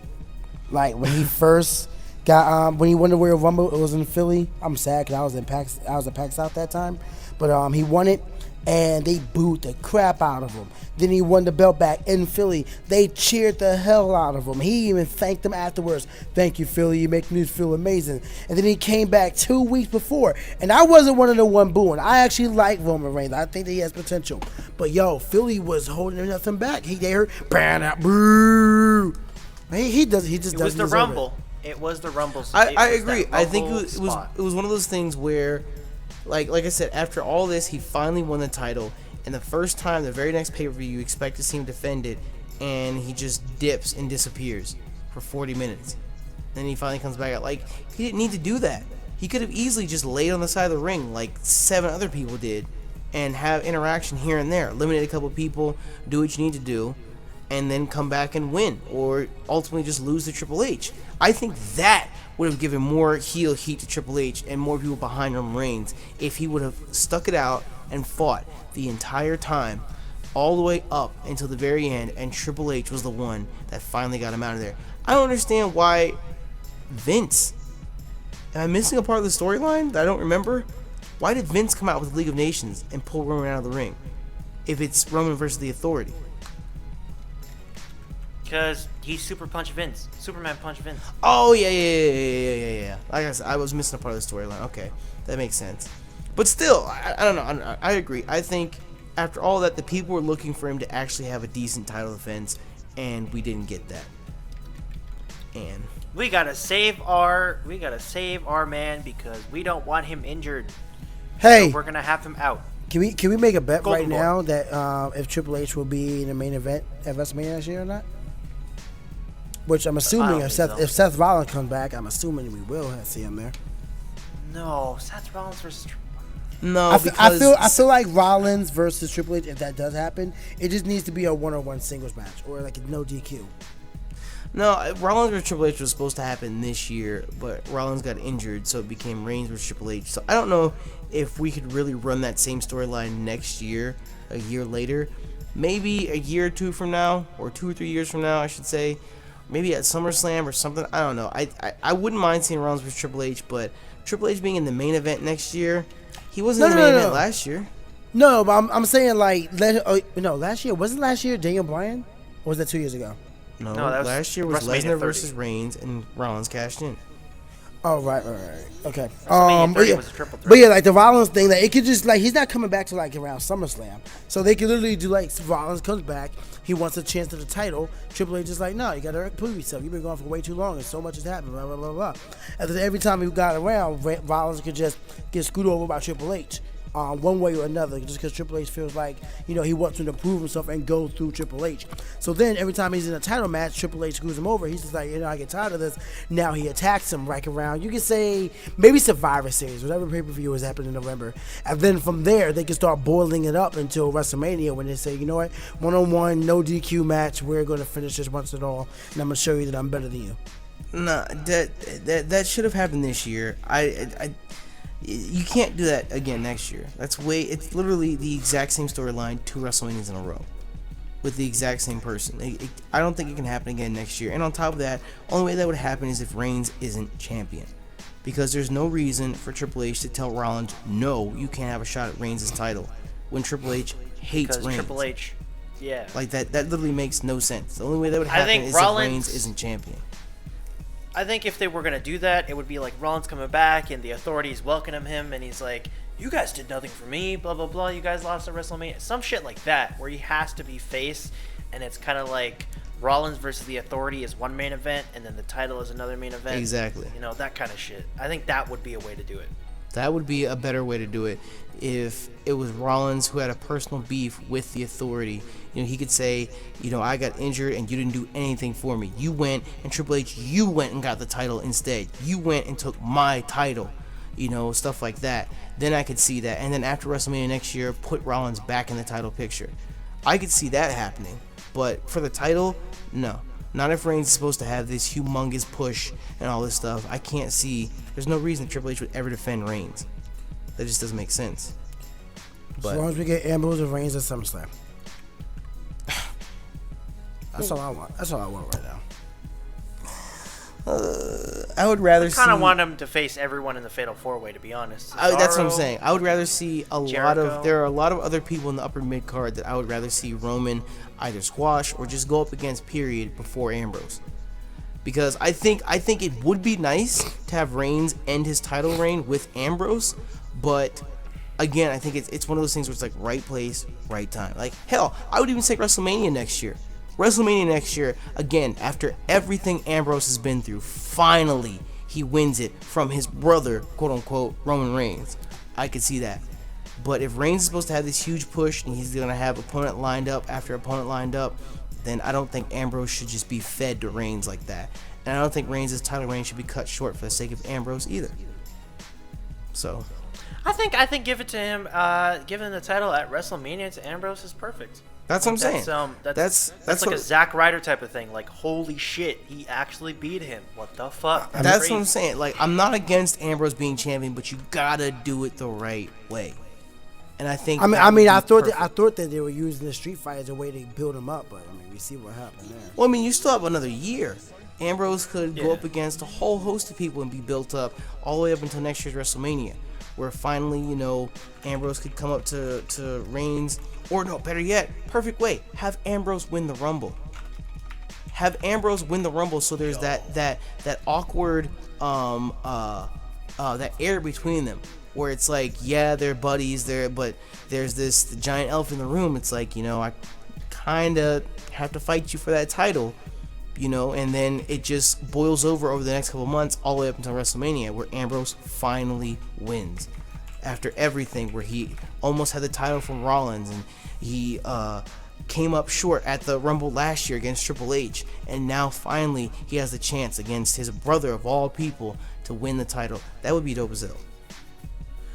Or Reigns could just hold the title until fucking he beats out CM Punk's reign and then do that because WWE wants to bury CM Punk. LOL. I think that's actually what's going to happen. They're going to have Reigns have a 435 LOL run, 435 day run, and then or whatever more than that, and then they can think about other champions because they were doing that with Rollins, and shit, I fucking broke my knee. Ouch, my knee. Sad thing is that he broke it during a live show. That's what sucks. Unless Reigns ends up going over with the crowd one way or another, either heel or face, I don't think they're gonna let him hold the title for more than a year. I can't see it happening. Mm-hmm. I think it's gonna happen. I think it's gonna be the year of Reigns. No, they're gonna push the fuck out of Reigns, but I don't think he's gonna hold the title for over a year. It's not gonna happen because that's gonna squash way too many people.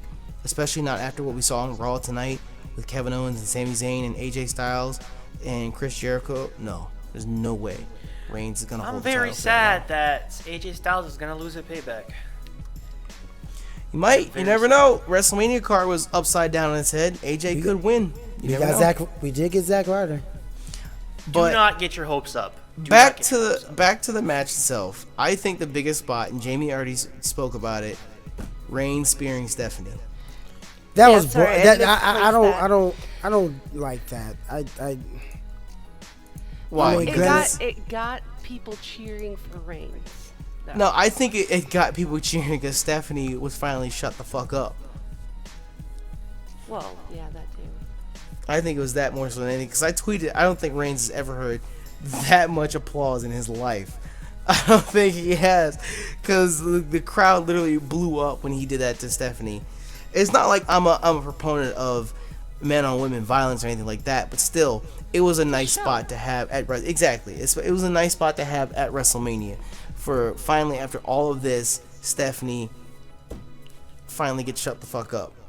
I just don't want the authority at all. Please, just be this like forever. You know how Raw was tonight?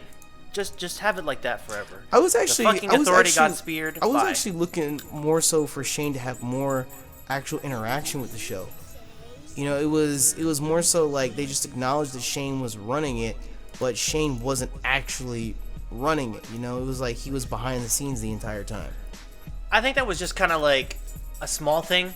You know, it was just like, hey, Shane, you can run it for today, and then that was it. Like, it was just a small thing, and the authorities can be back next week. Which, oh, fuck. You think so? You think this is just a one night kind of thing? Shane's not coming back anymore? I think it is. I think it is a one night kind of thing. It's very, very WWE. Very WWE. I think you're jinxing it again, Mo. You jinxed the actual. Did I tell you? Did I not? Was I not right about fucking Taker winning? You jinxed I it. Stop talking. Stop speaking like that, Mo. You jinxed The it. authority is gonna come back and they're gonna screw over AJ Styles. LOL. I can see that. No, they're not gonna do that. They're not gonna do that. But they will probably screw over like Zack Ryder, and The Miz is gonna join the authority. Well, with one actual definite spot in the match, and us actually knowing what was going to happen, and it did happen.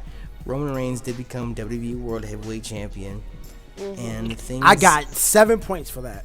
Things are a scramble from here on out. I can say I do like the idea of Reigns. Like in that Fatal 4 on Raw, I was down with any four of them winning. I would love to. That could be the next 4 pay-per-views lined up right then and there.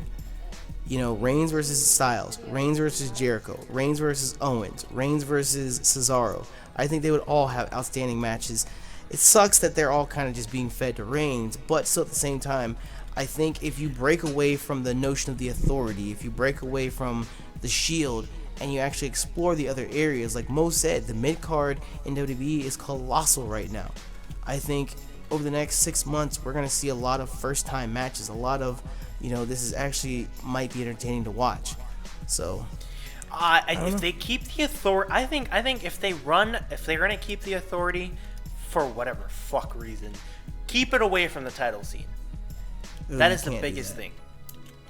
You gotta do it on like the mid card or something. Unless like I mentioned this before, in the sense of Vince running SmackDown, unless Vince allocated that position to the authority and it became the authority versus Shane, and it was Shane versus Triple H at SummerSlam. You know, unless it was somehow like that, because the authority would have to be involved in a storyline that was just as big, just as important as the main event. The authority's not going to concern themselves with some trivial mid-card shit. Oh, fuck. Oh, fuck. That's just have the authority not show up until SummerSlam. That's it. And they can have their whole Seth Rollins debacle. Well, when it comes to the main event of WrestleMania, Triple H versus Roman Reigns at the WWE World Heavyweight Championship, how do we rate it? 3 out of 5. Expected. 3 spears out of 5. Yeah, 3 out of 5. 3 out of 5. Let me just hop on that train and say 3 out of 5. I mean, it was good but predictable, and I think the one thing that drives the most points for me was Stephanie's intro for Triple H, and the fact that finally the storyline has been laid to rest. Oh yeah, the intro gets a 5 out of 5. It was good, fucking- but it's been going long enough now. I'm happy that it's done. Can we just point out that, like, Triple H's trophy husband, Af, like, Jesus Christ, Stephanie. She's Like, proud of show her. him off. She's proud of her husband.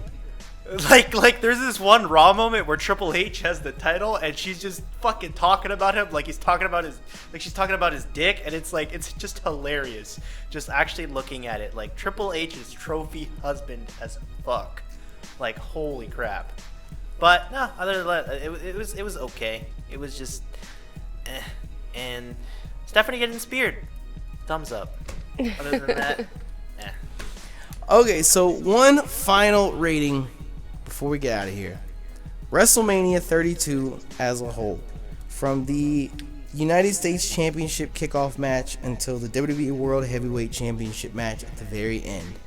How would you rate WrestleMania 32 out of 5? I want to say 3.5 overall, maybe a 4, and that's because the Shane versus Taker match and the WWE Women's Championship match are must-sees. Those are freaking fantastic. A1, I love it. They need to be seen by everybody. Everything else was there. I think out of the past couple WrestleManias, not counting WrestleMania 30, because, you know, fucking Daniel Bryan's story was fucking crazy, but not counting that, like, this is one of those WrestleManias that is like, you just look at it and it's like, it's a very memorable WrestleMania. Like, you're gonna look back and it's like, holy shit, Shane jumped off the fucking cell. Holy shit, women's title. You know, it was like, it's a very memorable and very monumental and kind of like industry. I wouldn't say industry. I don't know what you would call it. It was, you know, just put it simply. It was a very memorable WrestleMania. So I gotta give it 4 super kicks out of 5. I am going to give it a 3.5 out of 5. It was my first like real WrestleMania since I started like really marking out over wrestling and stuff. So I really enjoyed it pretty much from beginning to end. The Battle Royale and the women's championship title match were just over the top for me. So it exceeded my expectations. I'm going to give the show a solid 4 out of 5. Where it had a lot of low points, you know, like the pre-show matches, like New Day not winning, Sasha Banks not winning. It had a lot of low points, the main event being predictable, stuff like that. But to WWE's credit, considering the fact that half their roster is out with injuries, half their original plans for WrestleMania went down the drain, the assumptions and the predictions going into WrestleMania, the expectations were so low. I think WWE honestly pulled out all the stops necessary to blow those expectations out of the water, and they put on one hell of a show considering all the cards that were on the table, all the things that were against them. You know, I still think that they actually put on one hell of an entertaining show. And at the end of the night, I wasn't disappointed. There are a lot of people that want to try and discredit the entire show to Roman Reigns winning, but it's like, stop it. Like, stop trying to be cool and jump on the Roman Reigns hate train. Stop that shit. The show overall was still really, really good. Like PK said, the memorable, the history-making moments like Shane versus Taker in the Hell in a Cell, the WWE Women's Championship. Even though the match didn't end the way I wanted to, the match still was absolutely insane. Baron Corbin, NXT superstar, having his call-up from the Andre the Giant Battle Royal. Brock Lesnar F5ing and suplexing Dean Ambrose on a pile of chairs. You know, Roman Reigns finally overcoming all odds and the authority to become champion. You know, just to see New Day and a giant box of Bootios and Stone Cold and Shawn Michaels and Mick Foley come out. And then the spots from the ladder matches with Kevin Owens, like, it was truly an entertaining show. Again, if you consider all the cards that were stacked against WWE, they still put on one hell of a show. So while it wasn't perfect, there were a lot of things that worked against them. I still think, considering the odds, WWE put on one hell of a WrestleMania this year. I'm gonna give it a solid 4 out of 5. And just props to WWE for actually building a card with almost like all of your top people. I won't say Injured. all, but like a lot of your top people injured. Yeah. Like holy shit, god damn WWE. I just said that. Oh well, you know what? You said it differently. I said it differently. No. Anyways, I think it's time for us to finally wrap this up. It has been our longest review to date. I might split this into 2 parts. I don't know. But it has definitely been a while. I think it was longer than WrestleMania. No, WrestleMania was like 6 hours. It's been longer than an episode of Raw. We basically just put on an episode of Raw for you guys, but it was worth it.